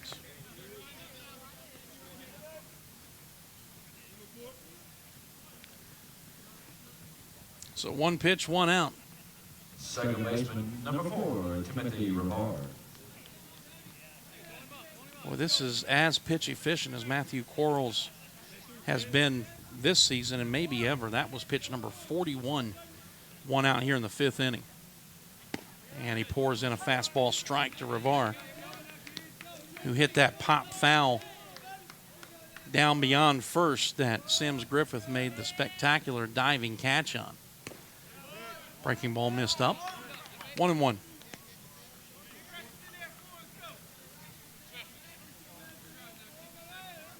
Score tied at 1. Ground ball, Crawford off to his left, and he kicks it. It goes out into short left center field. And he's just standing there, hands on his hips. He can't believe it. That's another error on Jake.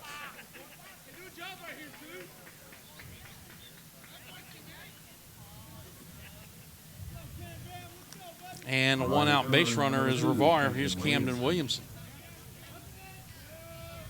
Now players can go into hitting slumps. They can go into fielding slumps. And right now, Jake in a bit of a fielding slump down at third. Timeout called as Caleb Davis, the pitching coach, will make his way out to the mound. After Tuesday at Georgia State, it is conference play next weekend. 3 games at Wofford, 6 o'clock on Friday, 3 Saturday, 1 on Sunday. And it's important to note that somewhere in those 3 days, we won't know where until the early part of the week, but somewhere in those 3 days, the Furman basketball team will be playing on the road somewhere in the quarterfinal round of the CIT. So that's going to affect broadcast plans across the board. We'll get it figured out once we know date, time, and location. Basketball Paladins getting a bye straight to the quarterfinals after their 22-point win at USC Upstate back on Thursday. Meeting over. Here's Camden Williamson, and he bunts foul third base side, 0-1. Williamson grounded out to Griffith at second to end the second.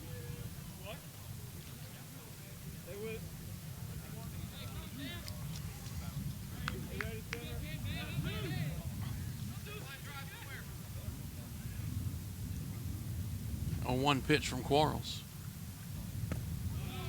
Down and away, 1 ball and 1 strike.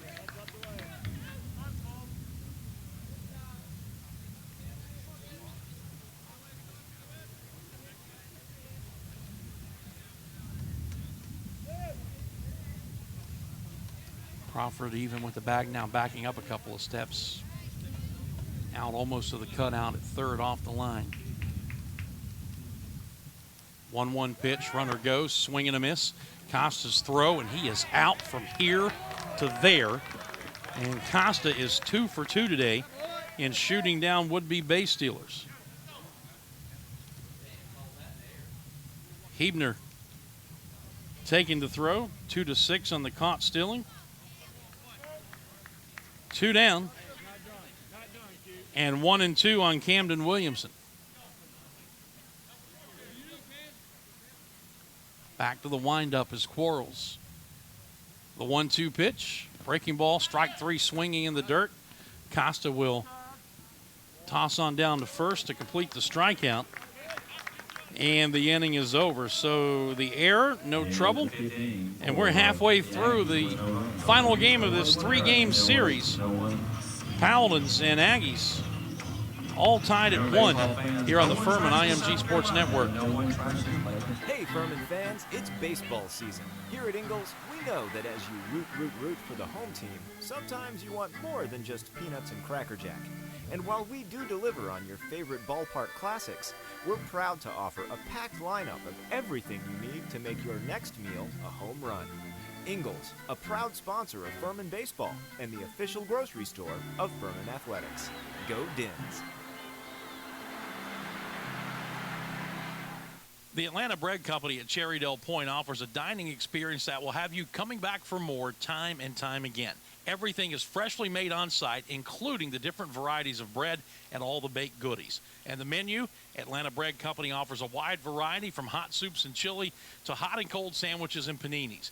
Even breakfast selections topped off with your choice of piping hot coffees.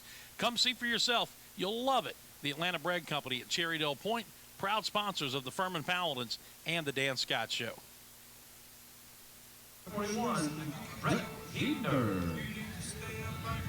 9-1-2 for the Paladins here in the bottom of the 5th. 1-1 ball game.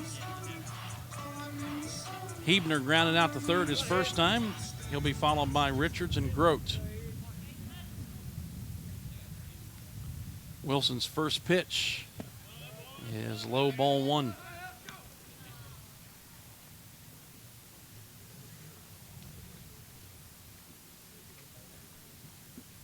The 0-1 and a line drive, base hit into right center field. Past a diving Rivar off to his right, couldn't get it. Williamson over into the gap to cut it off. Hebner's first hit. And the Paladins have a leadoff base runner here in the 5th. 4th hit of the day for the Furman offense. And now Jabari Richards, who's flied to right and flied to left. And 2 times up.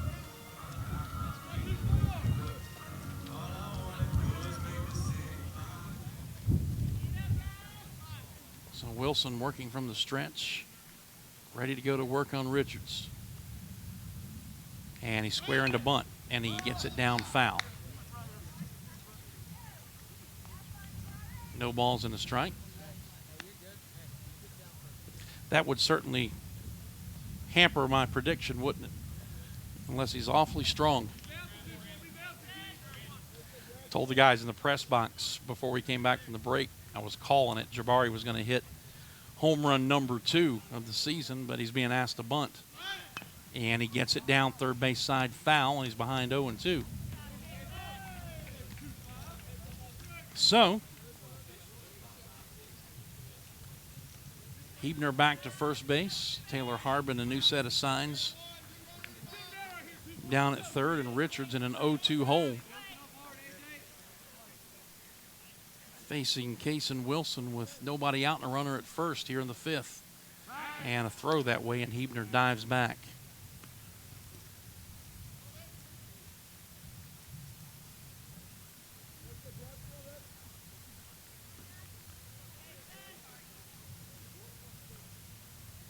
Squaring to bunt again. Now he pulls the bat back and takes a hack at it. Hits it right at the drawn-in first baseman. Throw to second for one. The return not in time. So they try the Butcher Boy. He hit it hard, but Hunt, playing in at the edge of the grass, able to make the play. Throw to the shortstop covering to force Hebner for the first out of the inning. So Richards safe at first on the fielder's choice. One out, and now Grote is flied to deep left and lined to short.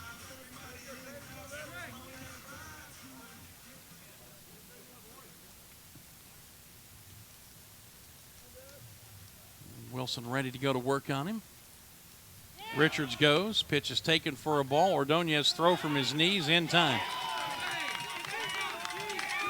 Jabari is out. 2-4, second baseman covering. And just like that, 2 outs and the base is empty. Ordonez didn't bother coming out of the crouch.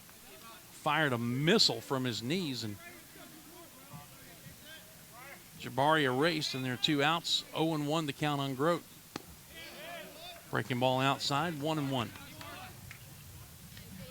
Well, for all the offense we had in the first 2 games, we are locked in a good old-fashioned pitcher's duel right now as Grote hits one about 100 miles down the left field line, but foul.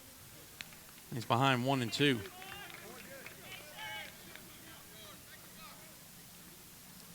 Steps out, takes a big, deep breath, and slowly makes his way back to the box. Taps the head of the bat on the plate, and now waiting on a 1-2 pitch from Wilson. Winds and delivers, and it's upstairs. 2-2.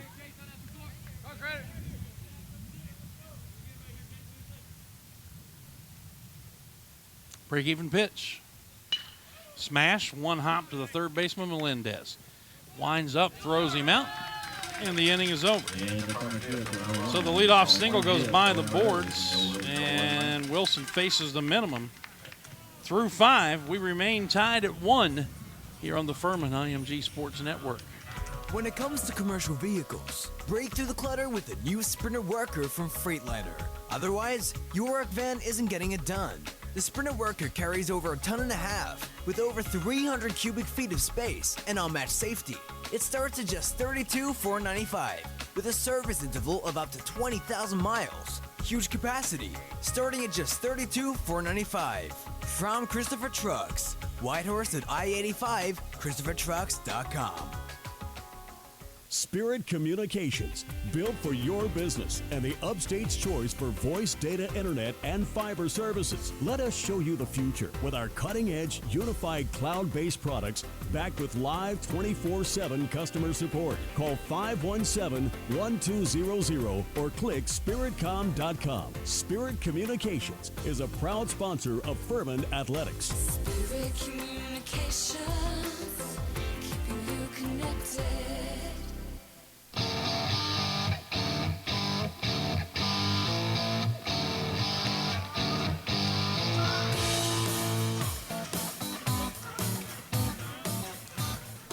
Off we go to the 6th inning. Furman 1, North Carolina A&T 1 in the rubber match of this 3-game series. 9-1-2 for the Aggies. Rivera due. He's going to be taken down. Junior, number 9, Forrest Kimbrell. And Forrest Kimbrell is going to come off the bench to hit. Quarles' first pitch to the right-handed batter swung on and grounded. Backhanded play by Crawford. His throw in time, 1 out. Here's a nice play by Jake. So Kimbrell comes off the bench swinging. Grounds out to third.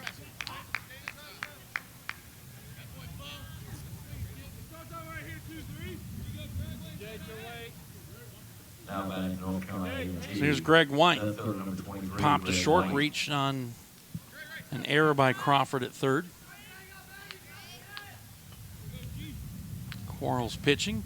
Big breaking ball that came across a little bit high. Ball 1.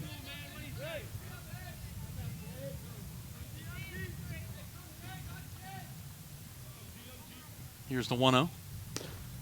And he just, he got the outside corner with the strike. Just telling Chris Carter a couple of innings ago, from a broadcast standpoint, I hate it when an umpire like Elsie gives the verbal that everybody in the field can hear and then waits about a second and a half before he fires the right hand. And I'm sure he cares what I think, but that's what I think. Swing and a miss on a changeup. It's 1-2.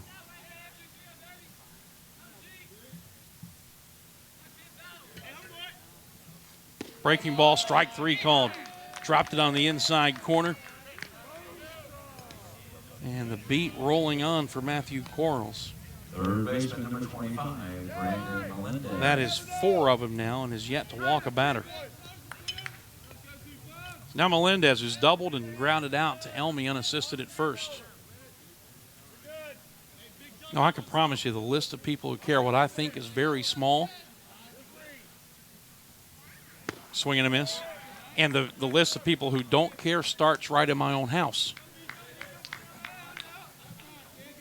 And if there's a married man in America who says different, he's a liar. Here's the 0-1 pitch.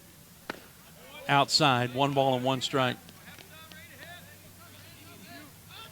2 outs here in the top of the 6th. Quarles trying to retire him in order in a 1-1 ball game. Strike 2 called, a good fastball in the inside corner. And Matt ahead 1-2.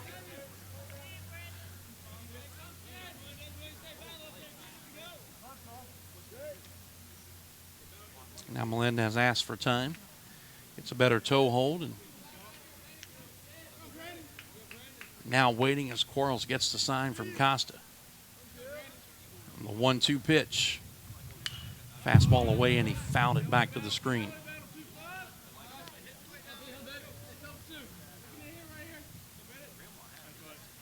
Count holding it, a ball and 2 strikes with Soul on deck. The 1-2 again. Big breaking ball, and he tops it down to Elmy. Big second Sunday hop, head high. And he makes the play, and the inning is over. 3 unassisted. Quarles gets him in order. Middle of the 6th. Furman 1, Aggies 1 on the Furman IMG Sports Network. If you've been sidelined by an injury, the St. Francis Sports Medicine team is here 24/7 to get you back on the field. Our highly trained network of physicians, athletic trainers, and physical therapists treat all types of sports-related injuries, even those that don't occur from playing a sport. Call the St. Francis Hurt Line at 675-HURT for priority appointments or at-home advice. Again, that's 675-HURT. There's a reason why year after year more people trust Berkshire Hathaway Home Services, Sedan Joyner Realtors to get the job done. It's because we deliver the highest level of real estate services with the utmost integrity, quality, and professionalism. We love what we do, and it shows in every transaction. We've been the undisputed upstate market leader for over 20 years because we do what's right. We handle every transaction with a smile, and we're committed to making your home journey the best it can be. For your best move ever, contact Berkshire Hathaway Home Services, Sedan Joyner Realtors today. Visit sedanjoyner.com and let's get started.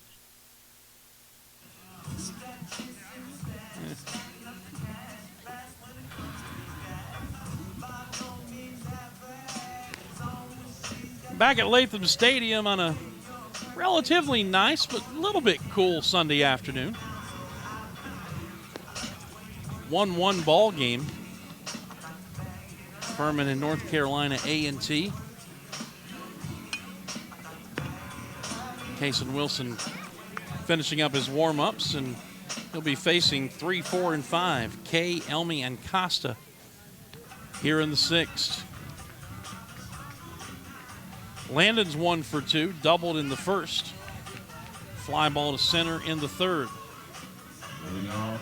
Wilson has allowed 4 hits, has not walked or struck out a batter. Done a good job of changing speeds. And a check swing and a fastball, and it cost him a strike, 0-1.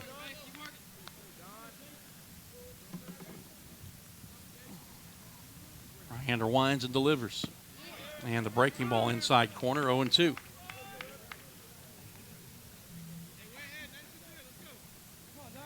So K in a 2-strike hole. Pitch and a breaking ball down and away.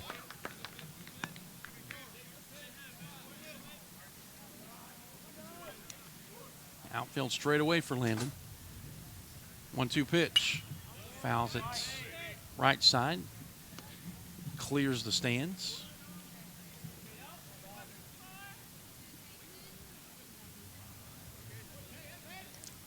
Tell you what, in a couple of weeks, this entire stadium is going to look different. Case swings and hits one back into center field, but Soule has room and stumbles onto the warning track as he makes the catch for the first down of the inning. First baseman, number 43, Brandon Elmy. End of the month is when the 888 purple chairback seats are going to be installed here. The ones that are in here now will be taken out, and the entire infield area, both sides, will have chairback seating. It's really going to just add to the continuing growing beauty of this place. Brandon Elmy swings and fouls it off. Pair of fly ball outs, one to right, one to center. The 0-1 pitch. Line drive over short into left center field, a base hit. Over into the gap to cut it off is White. Gets it back to the infield, and Elmy a one-out hit, the 5th for the Paladins. By the way, Forrest Kimbrell stays in the game. He is now at shortstop. Catcher, number 9, Jason Costa. And after 3 errors yesterday and dropping a pop-up for error number 4 today, Rivera was removed from the game for Kimbrell. Now here's Costa, 2 for 2, and he has scored Furman's only run. Takes a changeup in the dirt, ball 1.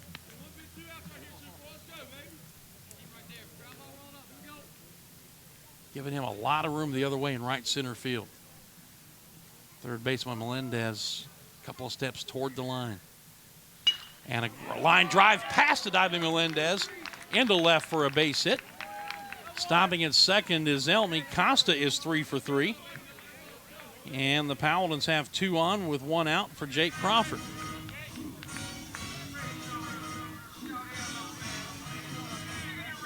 Now, I know what a competitor this young man is, and even though the 2 errors have not cost Furman any runs,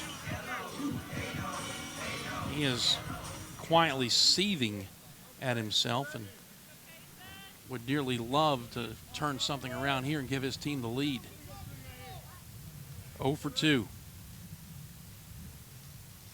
Oh boy, he had a breaking ball that hung up with a hit me sign on it.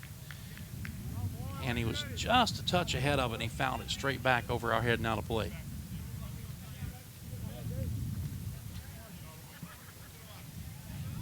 No balls and a strike. 2 on, 1 out. 1-1 game, bottom 6th. Breaking ball in the dirt, and Ordonez has a nice stop. Saved a wild pitch.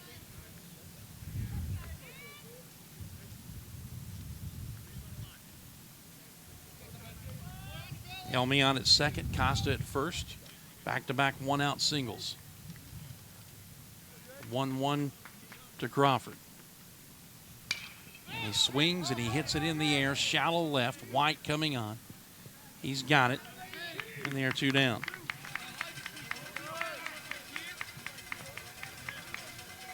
So now Sky Overton, who has a sacrifice fly and has reached on that error, dropped, the pop fly dropped by Rivera.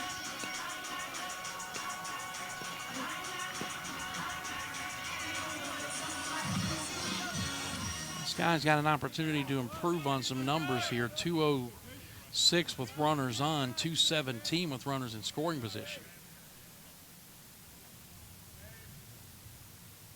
And Wilson, after coming set, steps off. 2 outs in an inning, a respectable 286. Base hit here could give Furman the lead. First pitch, and it's high, ball 1. And Ordonez asked for time. He's going to jog out and talk to his right-hander.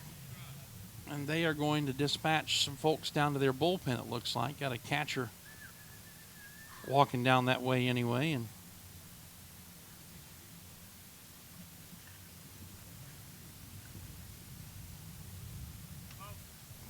looks like Robert Peck shedding the warm-up jacket and maybe getting ready to start throwing. Pitching coach Jamie Serber joining the conversation at the mound now. This was a big moment in this game. Here in the bottom of the 6th inning, 1-1. 2 on, 2 out. A 1-ball, no strike count to Overton. Meeting breaks up, and now Sky will step back in looking for a pitch he can handle. Huge hole on the left side. The shortstop, Kimbrell, shading up the middle, and Melendez at third, again playing a couple of steps toward the line. The 1-0 pitch. Breaking ball swung on, hit in the air, left center field. Does it have enough? It does. Gone. 3-run home run for Sky Overton, just over the 350 sign. A line drive he scorched that had enough carry to get out of here, his second of the year, and the Paladins lead it 4-1. RBIs 8, 9, and 10 for the senior.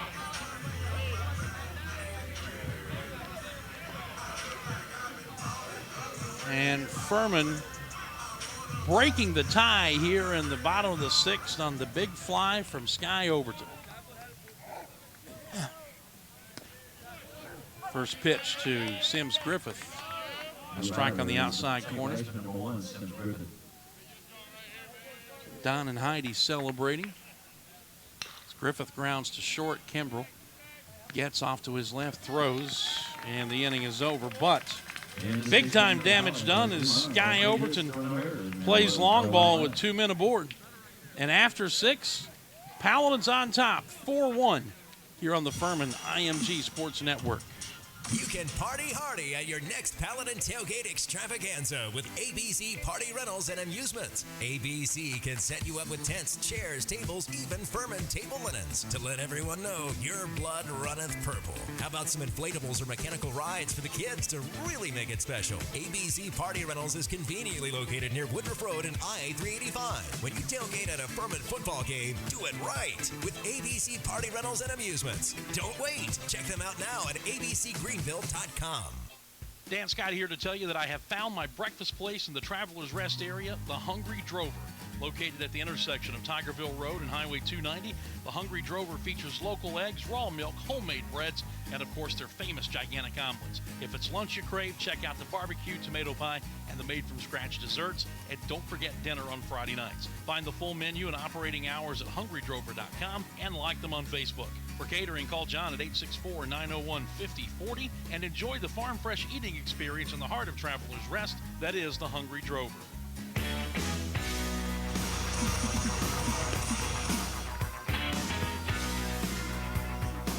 6 inning totals. Furman 4 runs, 7 hits, 2 errors. A&T a run, 3 hits, and 2 errors. We move on to the 7th. Matthew Quarles now with a 3-run lead to protect. And he'll be facing 3, 4, and 5 in their order. Soul, Ordonez, and Hunt. Well, with the wind blowing and everything yesterday and a bit today,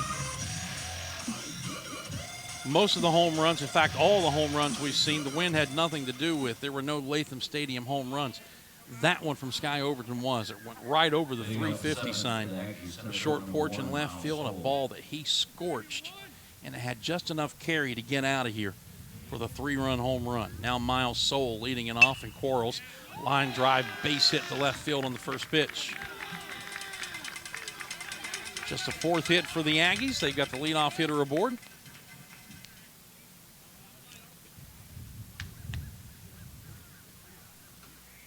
And now Adon Ordonez, RBI single in the first, fly to right in the 4th.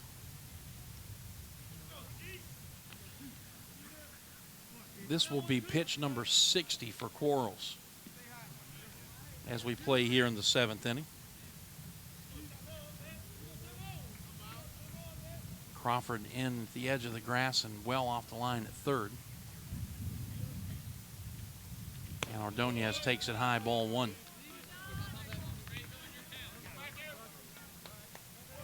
Outfield straight away.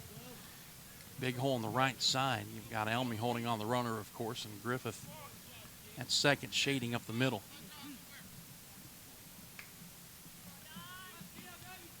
Quarles ready with the 1-0. Hopped it up. Back of first. Elmy in foul territory. 1 out.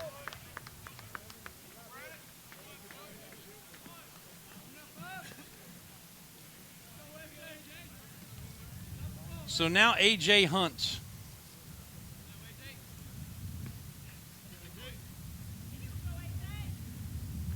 He has bounced back to the mound and struck out looking in 2 times up.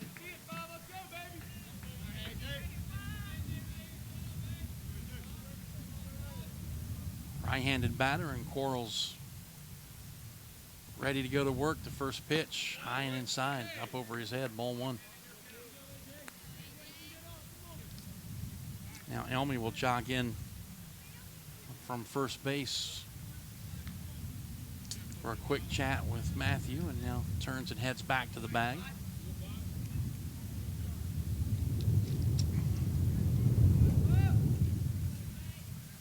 Wind continuing to blow. You can hear it in the crowd mic.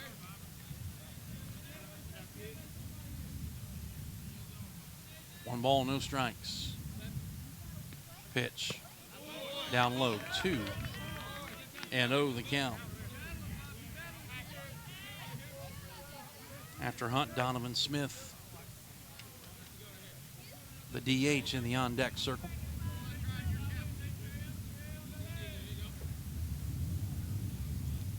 Quarles with the 2-0. And it's swung on a line foul down the left field line into the bullpen. 2 balls, 1 strike. Well, we've had another upset. Jay Rattery telling me a moment ago in the NCAA tournament. This Michigan team, a team of destiny, as they knock off Louisville. How about the ACC? And it's so far a pitiful performance in this tournament. Got a league record 9 teams in, and now only 2 remain. Two-one pitch. Strike on the outside corner, 2-2. Only 2 remain. They're the 2 most hated teams in the league, and they're both playing at Bon Secours Wellness Arena tonight. 2-2 on A.J. Hunt. Quarles sets, pitches, and ball 3 low. So let's see if they'll start the runner with 1 out. Soul and his tender left foot, maybe not, but we'll see. 4-1 Paladins here, top of the 7th. He's not going, and the payoff pitch is popped up. Shallow left center, going out, Hebner.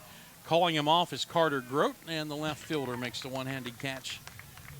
And they are 2 down.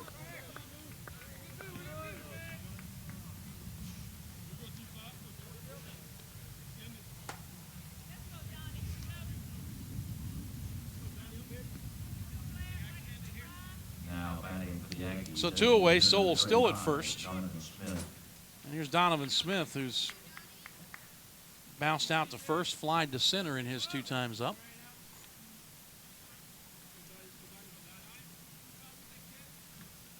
Quarles' first pitch, big breaking ball, strike 1.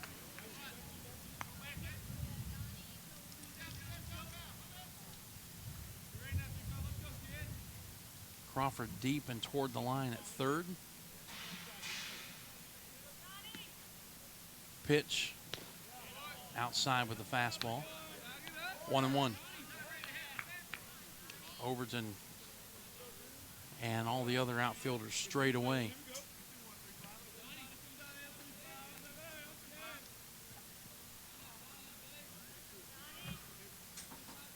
Quarles with the pause at the belt. The 1-1. Good swing at a fastball, and he fouled it straight back. 1-2. Timothy Rivard, the second baseman, would be next.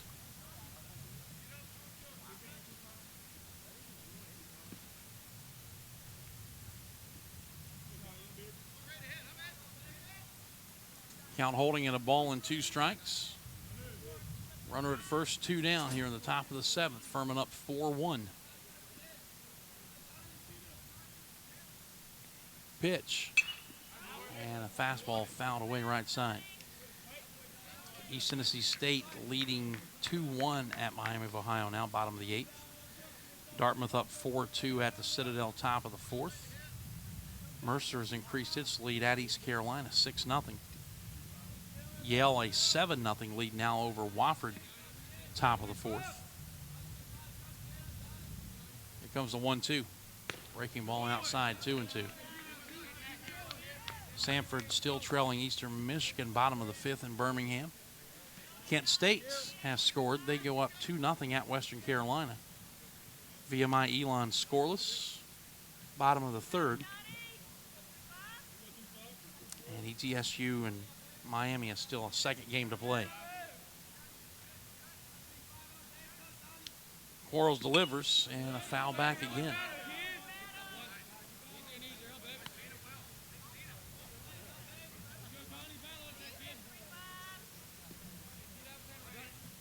So 2 balls and 2 strikes to count.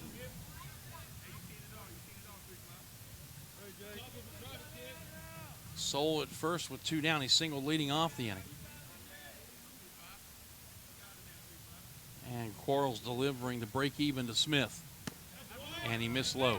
3-2. So, with 2 outs, Elmy will move behind the runner. Soul will be in motion on the pitch.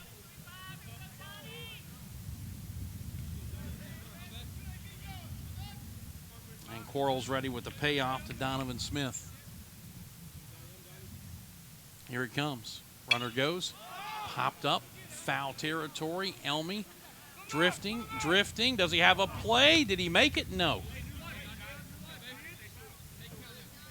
Ball with the wind kind of blew back behind him as he got down at the far end of the retaining wall.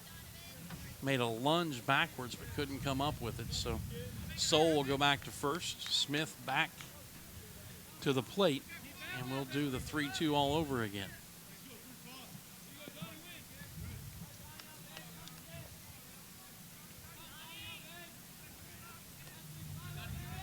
Soul goes, the payoff again. Strike 3 swinging.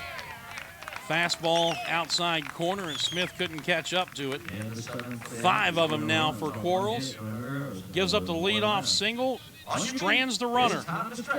We've reached the 7th inning stretch. Final of 3 between these teams. And Furman leads it 4-1. You're listening to Paladin Baseball on the Furman IMG Sports Network. Everyone wants to save money. Greenville Heritage Federal Credit Union's Sweetheart Deal will put more cash in your pocket every month. Refinance your current car loan or finance a new car in February and get a 2% rate discount and 60 days with no payment. With rates as low as 1.99%, you could save hundreds of dollars in payments and interest. Call 370-5670 or visit greenvilleheritage.com to find out how much you can save. Federally insured by NCUA. Hey, you want to go to Bojangles? Sure. Oh, come on. The Bojangler fish fillet sandwich is back. I just said I wanted to go. It's a light, flaky, wild-caught Alaskan pollock fillet. I know. I love the Bojangler. Served on a toasted, buttered bun, and it's only here for a limited time at participating restaurants, so you have to come. You know what? You've convinced me. People tell me I'm very persuasive. I bet they do. The Bojangler fish fillet sandwich is back. Try one today. Bojangles. It's Bojangler time.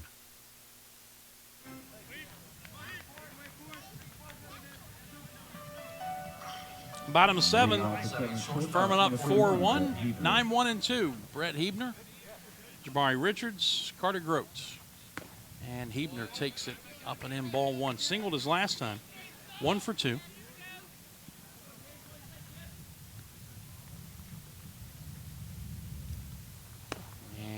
he takes a strike that time, 1-1. Wilson's out there to begin the 7th, but action in their bullpen as Hebner fouls it off to the right. Ball and 2 strikes to the Furman shortstop.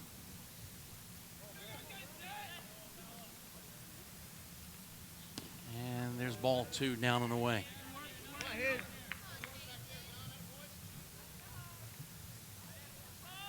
So 2-2 the count.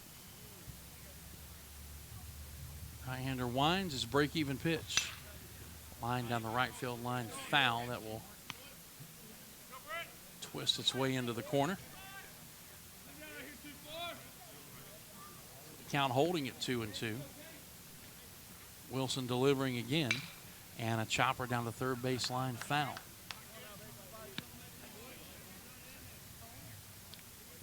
So Hebner battling. Richards waiting on deck. 2-2 pitch again. High and away, ball 3.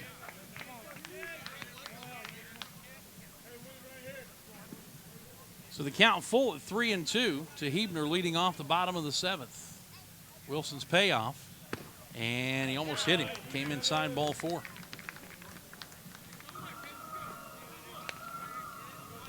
If I'm not mistaken, that is the first walk. It is. Richards.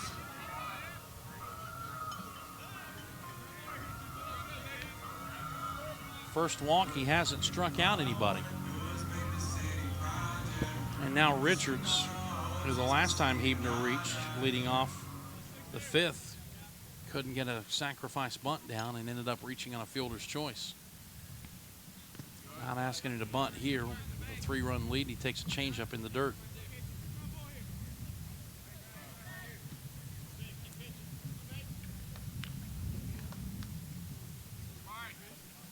So 1 ball, no strikes to Richards. And he shows bunt that time, pulls the bat away, and it was outside for a ball, 2-0. Got Melendez playing out by the cutout and a step inside the grass down at third.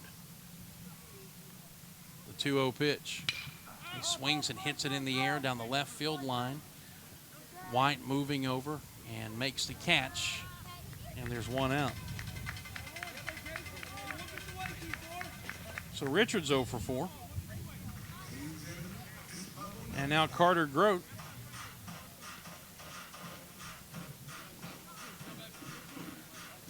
Oh for 3 today.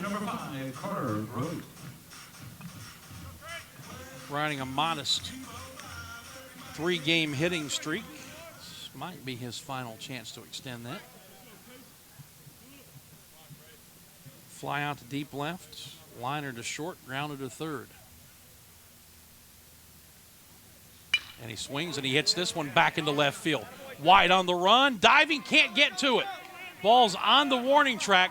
They're going to wave Hebner around. Here's the relay, the throw to the plate, not in time. He's in with a head first slide, and all the way to third is Carter Grote. Double RBI. Carter moves up on the throw.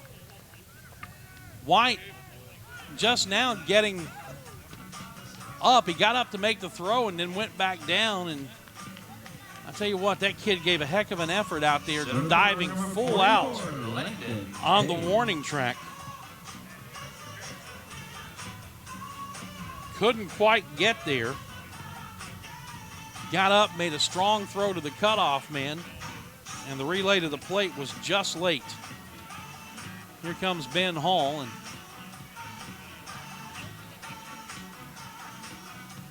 we are going to have a pitching change. He hasn't made the signal yet, but the entire dugout coming out on the grass, ostensibly to greet Cason Wilson when he comes off the mound. Kevin Elsey making the walkout. And now Ben points, and we are going to the bullpen. So a break in the action. Atlanta Bread Company call to the bullpen. Furman's added a run to lead it 5-1. And we'll tell you about the new Aggie pitcher when we come back in just a moment. Hey, Furman fans, it's baseball season. Here at Ingalls, we know that as you root for the home team, sometimes you want more than just peanuts and Cracker Jack. And while we do deliver on your favorite ballpark classics, we're proud to offer a packed lineup of everything you need to make your next meal a home run. Ingalls, a proud sponsor of Furman Baseball and the official grocery store of Furman Athletics. Go Dins! The Atlanta Bread Company at Cherrydale Point offers a dining experience that will have you coming back for more time and time again. Everything is freshly made on site, including the different varieties of bread and all the baked goodies. And the menu, Atlanta Bread Company offers a wide variety from hot soups and chili to hot and cold sandwiches and paninis. Even breakfast selections topped off with your choice of piping hot coffees. Come see for yourself. You'll love it. The Atlanta Bread Company at Cherrydale Point, proud sponsors of the Furman Paladins and the Dan Scott Show.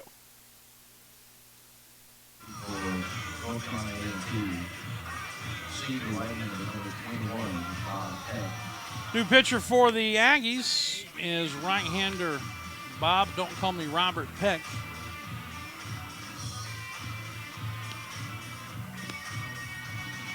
Peck making his first appearance of the series. 6'1", 190-pounder out of Port Richey, Florida from Pasco Hernando State. On the season, making his 9th appearance, all in relief, no record, and even 3 earned run average. Has 3 of their 5 saves. 9 innings, 12 hits, 5 runs, 3 earned, 6 strikeouts, 2 walks, and opponents hitting .300 against him.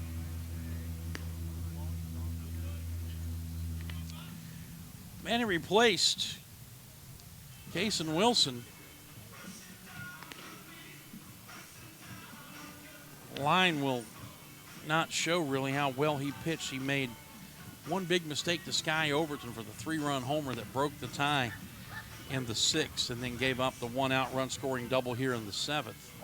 6 1/3, 8 hits, 5 runs earned so far. Grote at third, his responsibility. 1 walk, no strikeouts, and he threw 88 pitches. So it's Peck on to face Landon Kay. And by the way, with that RBI double, Grote has now tied Kay for RBI leadership on the team with 15. And Landon has an opportunity to get it right back here. They'll pull the infield in. And Peck ready to go to work on Landon, who's 1 for 3, doubled back in the first. Pitch to him is hit in the air to left. White backing. Grote tagging. That's plenty deep enough to get Carter in.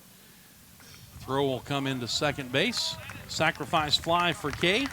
And it's 6-1, and Landon does reclaim the RBI lead, his 16th of the year. First baseman number 43, Brandon Elmy.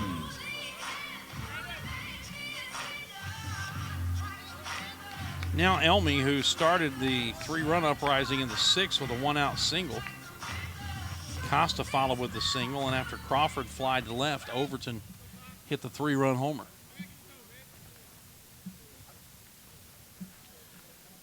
Base is empty, 2 down. Big swing and a miss at a breaking ball.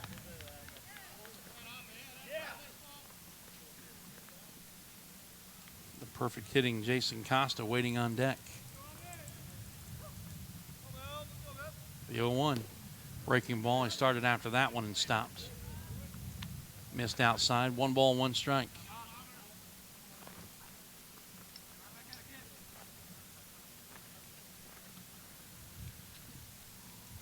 Three in the 6th, 2 so far here in the 7th. Swing and a miss and a fastball down. By the way, you can close the book on Wilson now. 6 earned runs in his 6 1/3 innings. Elmy calls time as he adjusts his batting gloves. Peck nods the okay. The 1-2. Breaking ball, and he chased it and just got a piece of it.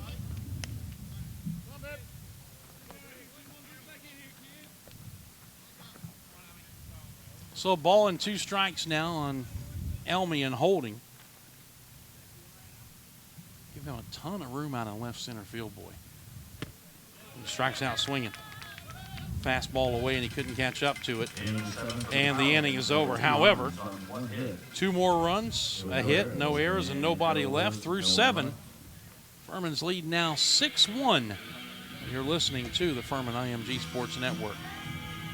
I was surprised recently when I learned that Americans spend $80 billion a year on illegal sports gambling. Sure, that's spread out over millions of gamblers, but still it makes you wonder where that money's coming from. Unfortunately, too often it's coming from money that was intended to buy groceries, pay the mortgage, or even put children through college. If gambling's had a negative impact on your life, call the SC Gambling Hotline toll-free at 877-452-5155. Help is confidential and available 24 hours a day. A message from the South Carolina Department of Alcohol and Other Drug Abuse Services. Palmetto Pride, South Carolina's anti-litter and beautification organization, would like you to do your part to help keep South Carolina beautiful. Don't litter. Report litter bugs and litter hotspots by calling the Litter Buster hotline at 1-877-7-LITTER or by using our Trash Tracker app. No one trashes South Carolina. No one trashes my state.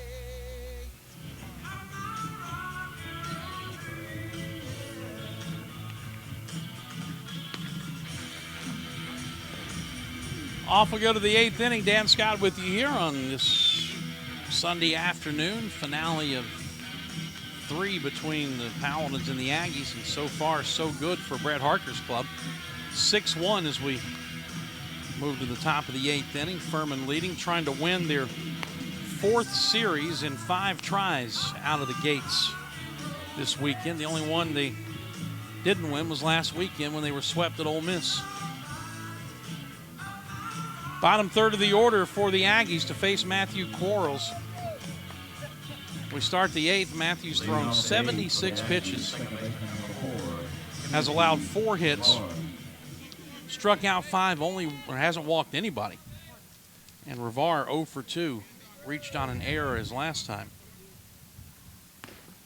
And he takes a breaking ball high, ball 1.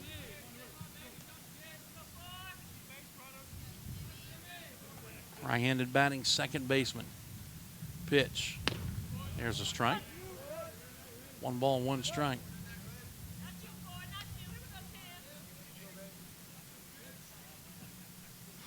Outfield straight away for the right-handed batter, the 1-1.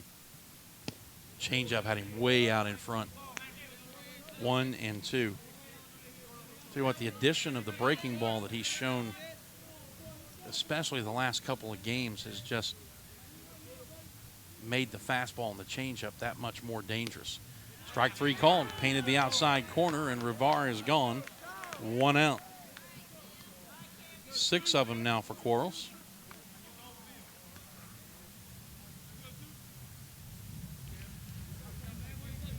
Here's Camden Williamson 0 for 2. Ground ball to second, strikeout swinging.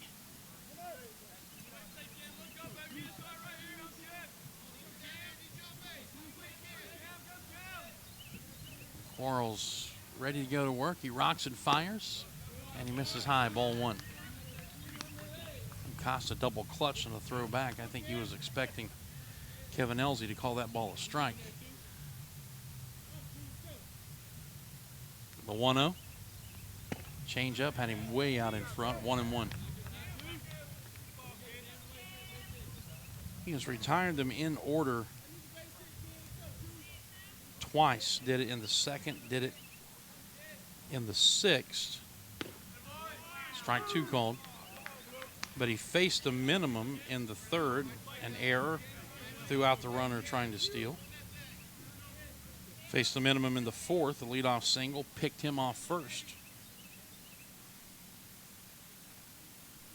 Breaking ball in the dirt, 2-2. Faced the minimum in the 5th, an error, and the runner caught stealing. So since the 1st inning, when they got the 2 hits in the run, Quarles has faced the minimum in every inning. except for the 7th when he gave up the leadoff single and then retired the next 3. There's another strikeout as Williamson misses a high fastball. 2 away, 7 of them now for Quarles. Shortstop, number 9, Forrest Kimbrell. Here's Forrest Kimbrell. He has had 1 at bat since coming on to replace Rivera. First pitch swinging, grounded out to Crawford at third. And he lines this one into center field. Overton will have to play it on a hop. Hit number 5 for the Aggies. And that extends the inning for the leadoff hitter, Greg White, Left fielder, number 23, who's 0 for 3. White.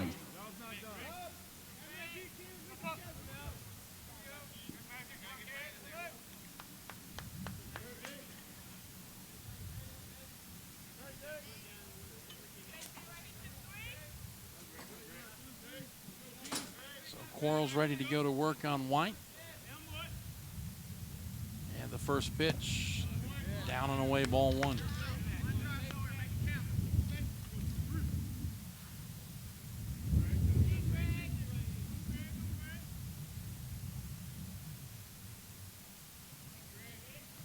Crawford deep and a couple of steps toward the line at third.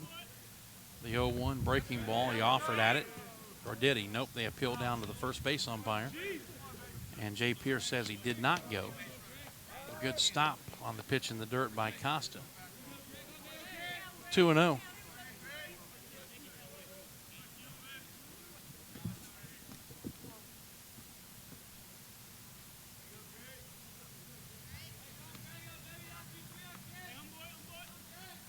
Matthew with the 2-0 pitch. Fly ball back into right. Richards drifting back. He's got it, and the inning is over. So, 2-out single, and that's all. Middle of the 8th. Furman continuing to lead at 6-1. And you're listening to the Furman IMG Sports Network. If you've been sidelined by an injury, the St. Francis Sports Medicine team is here 24/7 to get you back on the field. Our highly trained network of physicians, athletic trainers, and physical therapists treat all types of sports-related injuries, even those that don't occur from playing a sport. Call the St. Francis Hurt Line at 675-HURT for priority appointments or at-home advice. Again, that's 675-HURT. There's a reason why year after year more people trust Berkshire Hathaway Home Services, Sedan Joyner Realtors to get the job done. It's because we deliver the highest level of real estate services with the utmost integrity, quality, and professionalism. We love what we do, and it shows in every transaction. We've been the undisputed upstate market leader for over 20 years because we do what's right. We handle every transaction with a smile, and we're committed to making your home journey the best it can be. For your best move ever, contact Berkshire Hathaway Home Services, Sedan Joyner Realtors today. Visit sedanjoyner.com and let's get started.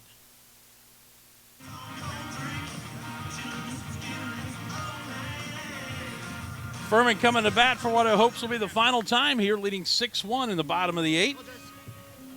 5, 6, and 7, Costa, Crawford, and Overton. Catcher, number 9, Jason Costa. Jason Costa working on a perfect day.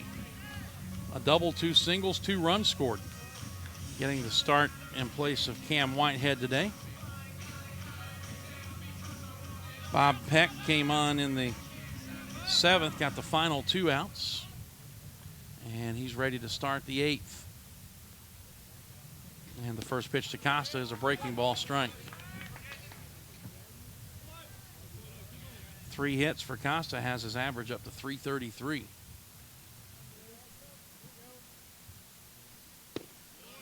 And he takes that one inside and low.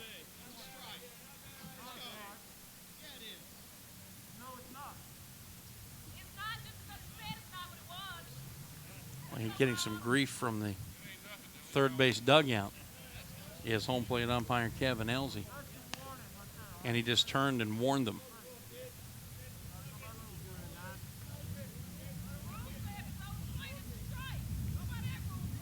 And the conversation's still going on as he tucks his little notebook back into his pocket.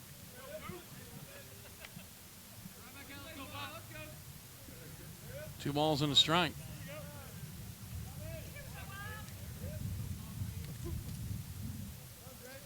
Peck delivers. Costa swings and hammers one back into left. White to the wall, leaping, it's gone.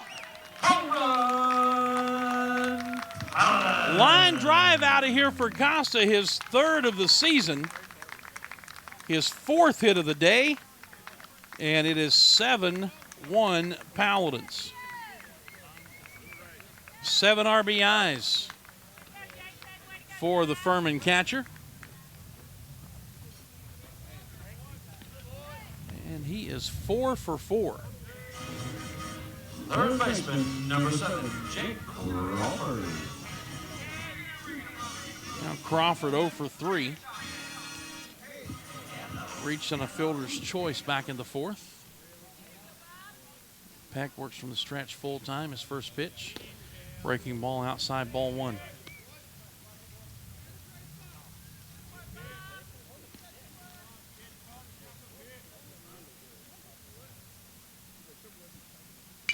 There's a curve ball that's hit in the air to right center.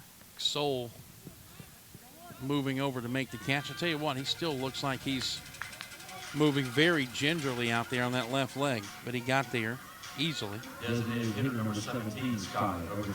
1 out. Here's the man with the big hit of the game so far. 1-1 tie in the 6th with 2 on and 2 out. And he hit a line drive home run out of here to left center field. His second of the year to give the Paladins at that time a 4-1 lead. Furman's added 3 runs since. Sky popping this one foul down beyond the third base dugout, and nobody can make a play on it. Strike 1. Landed at the edge of the warning track.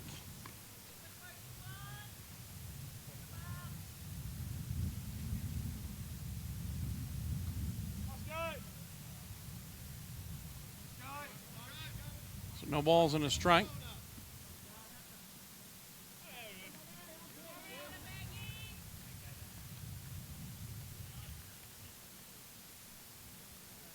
Peck pitches, and he threw the fastball by him there, 0-2. I'll check that 1-2.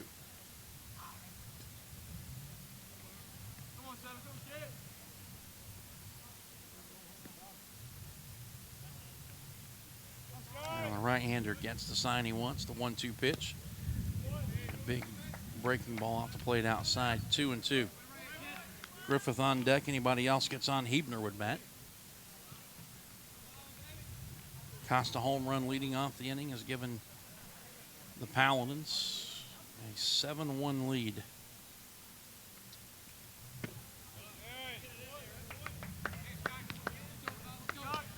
Misses with that one, and the count's full at 3-2.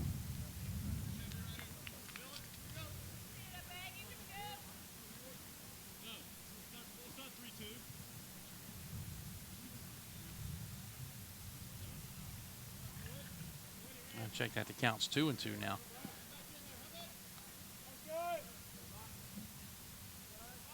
Break-even pitch. And a line drive caught by the second baseman, Rivar. Little leap. And they're 2 down.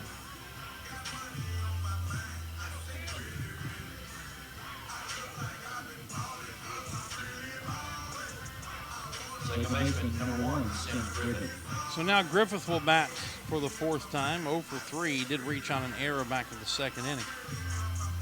And his contribution, though, highlight real diving catch of a foul pop down the right field line earlier in this ball game. Takes the first pitch, strike 1. And he swings and he lines this one down the right field line. That's going to be in. And extra bases as Williamson fumbles it. Goes into foul territory to get it. And Griffith had thoughts about going to third, but holds up as Williamson got it back in. So a 2-out double for Griffith. And Hebner will get a chance here in the 8th. Shortstop, number 41, Brett Hebner.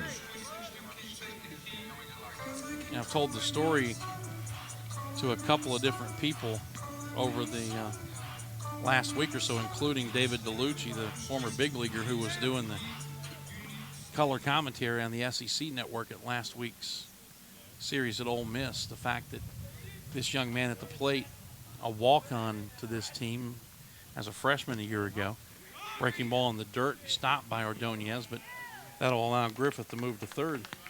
Went almost 3/4 of the way through the season before he told anybody that we were all mispronouncing his name, coaches, teammates, everybody. And in fact, he didn't tell them. It was me talking to his dad, Phil, finding out that the name is actually pronounced Hebner and not Hubner. And Brett never said a word to anybody. Apparently, walk-on shortstop didn't feel it was his place to open his mouth as a freshman. Just kept his head down and kept going. 2-1 to count. He and Carter Groth had to be cut out of the same mold, because the same thing happened to Carter as a freshman. Parents, walk-on freshman, parents' weekend in the fall, and his name tag, somebody misspelled Carter, and it said Crater, and he wore it without saying a word. So he had a new nickname that stuck with him for 4 years. 3-1 to Hebner. Chopper to the second baseman who fields and throws, and the inning is over. Paladins get the run on the home run off the bat of Costa, and we go to the ninth. Matthew Quarles in search of a complete game. Paladins lead it 7-1 here on the Furman IMG Sports Network. Hey, Furman fans, it's baseball season. Here at Ingalls, we know that as you root for the home team, sometimes you want more than just peanuts and Cracker Jack. And while we do deliver on your favorite ballpark classics, we're proud to offer a packed lineup of everything you need to make your next meal a home run. Ingalls, a proud sponsor of Furman Baseball and the official grocery store of Furman Athletics. Go Dins! The Atlanta Bread Company at Cherrydale Point offers a dining experience that will have you coming back for more time and time again. Everything is freshly made on site, including the different varieties of bread and all the baked goodies. And the menu, Atlanta Bread Company offers a wide variety from hot soups and chili to hot and cold sandwiches and paninis. Even breakfast selections topped off with your choice of piping hot coffees. Come see for yourself. You'll love it. The Atlanta Bread Company at Cherrydale Point, proud sponsors of the Furman Paladins and the Dan Scott Show.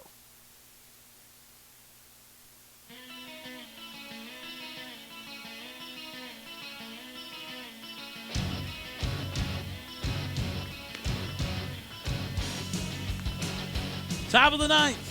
Paladins 3 outs away from winning the series, and Matthew Quarles 3 outs away from a complete game. He's only thrown 89 pitches through the first 8. He'll face 2, 3, and 4, Melendez, Sol, and Ordonez. And actually, Melendez going to be taken down. Senior number 37, and Keenan Herring. And in his spot, Keenan Herring.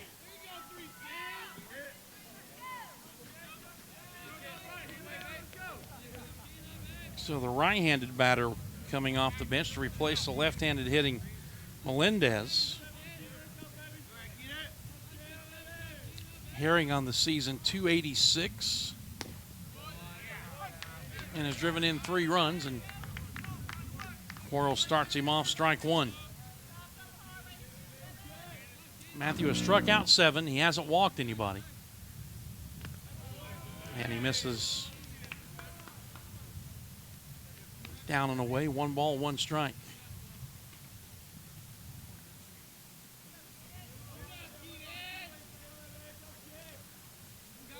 The 1-1 pitch. Change up way out in front.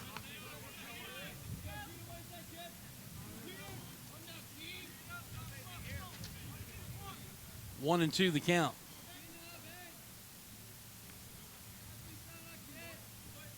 Strike 3, swinging big breaking ball. 1 out, 8 strikeouts now for Quarles.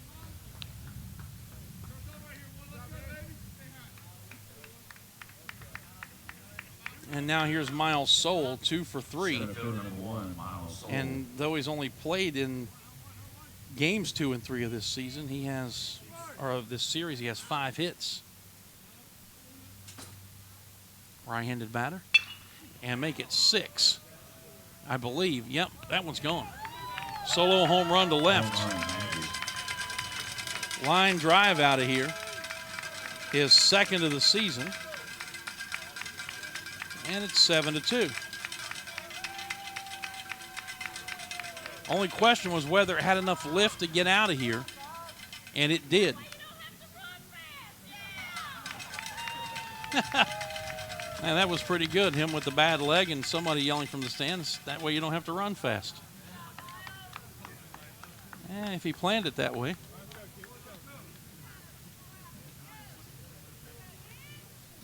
Quarles, that's the 3rd home run he's allowed on the season.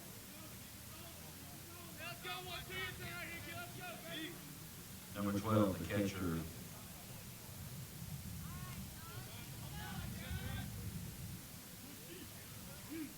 Now here's Ordonez, and he takes a strike on the outside corner.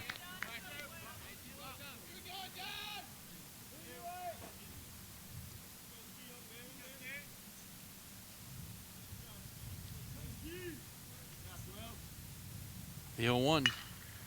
Fly ball deep down the left field line. Grote to the wall, and that one is gone.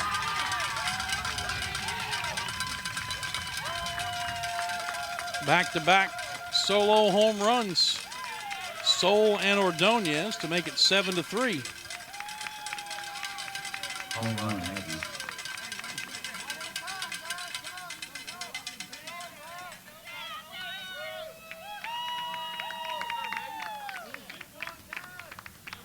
I'll get Caleb Davis out to the mound, and for the first time today, I believe we may see some action down in the Furman bullpen.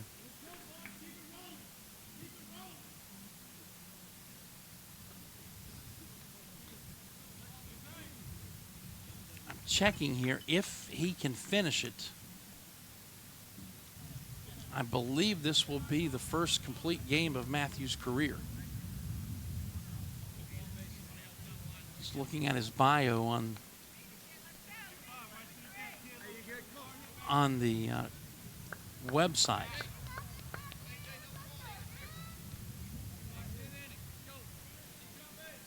Now batting first baseman number 5, A.J. Hunt. I have to give him back-to-back home runs. Both solo shots. He'll go to work on A.J. Hunt, who's 0 for 3. And he went too far on a breaking ball down and away. Strike 1.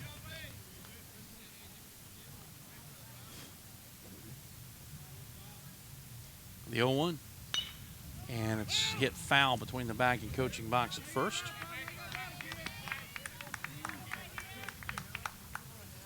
And Matthew ahead, no balls and 2 strikes. Donovan Smith on deck. Top of the ninth, 7-3 Furman. The 0-2 pitch. Breaking ball, strike 3 swinging.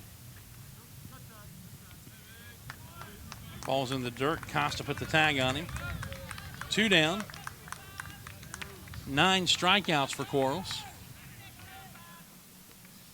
And now all that stands between him and that complete game is Donovan Smith, who's 0 for 3.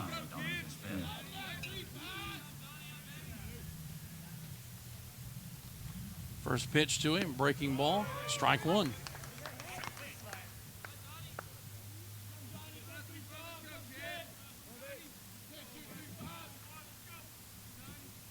The 0-1, fastball fouled away, and now Quarles a strike away.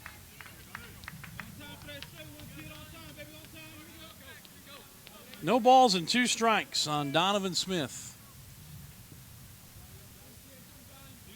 Matthew winds and delivers, and a changeup that just missed outside. 1-2 the count.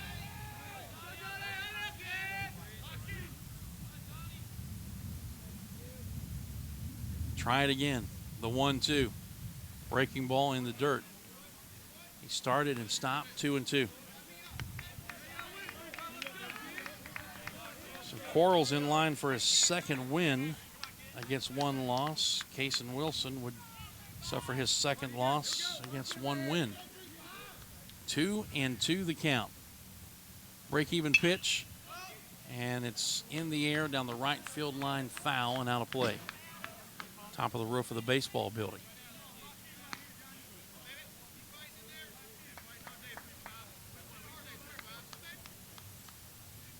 So Smith battling.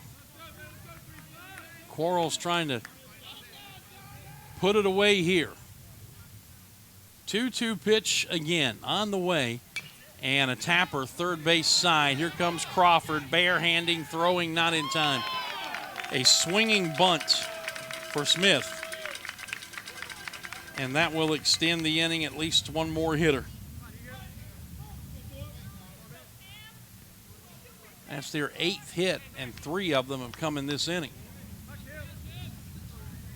So now Rivard, who's 0 for 3, struck out his last time up.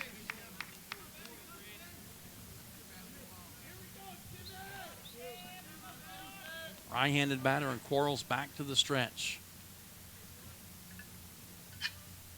And the first pitch is outside, ball 1.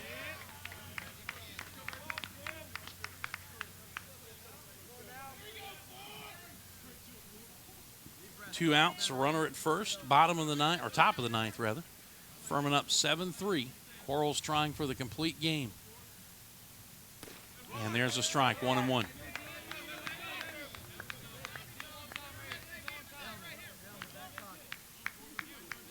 It is back-to-back outstanding outings for the senior right-hander.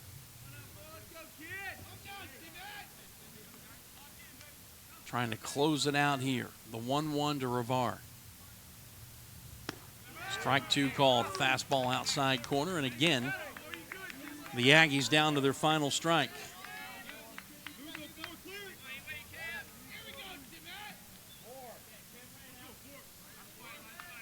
Quarles ball in his right hand behind his back. Now gets the sign, comes set at the belt.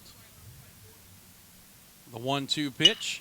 Ground ball towards the hole, backhanded by Hebner on a skid, gets up, throws to second for the force, and that is the ball game. Heck of a play by Hebner. Matthew Quarles gets the complete game. Paladins get the series win, 2-1, closing it out today with a 7-3 win over North Carolina A&T. Stay tuned. We'll be back to put a wrap on it after this. You're listening to the Furman IMG Sports Network. Hey, Furman fans, it's baseball season. Here at Ingalls, we know that as you root for the home team, sometimes you want more than just peanuts and Cracker Jack. And while we do deliver on your favorite ballpark classics, we're proud to offer a packed lineup of everything you need to make your next meal a home run. Ingalls, a proud sponsor of Furman Baseball and the official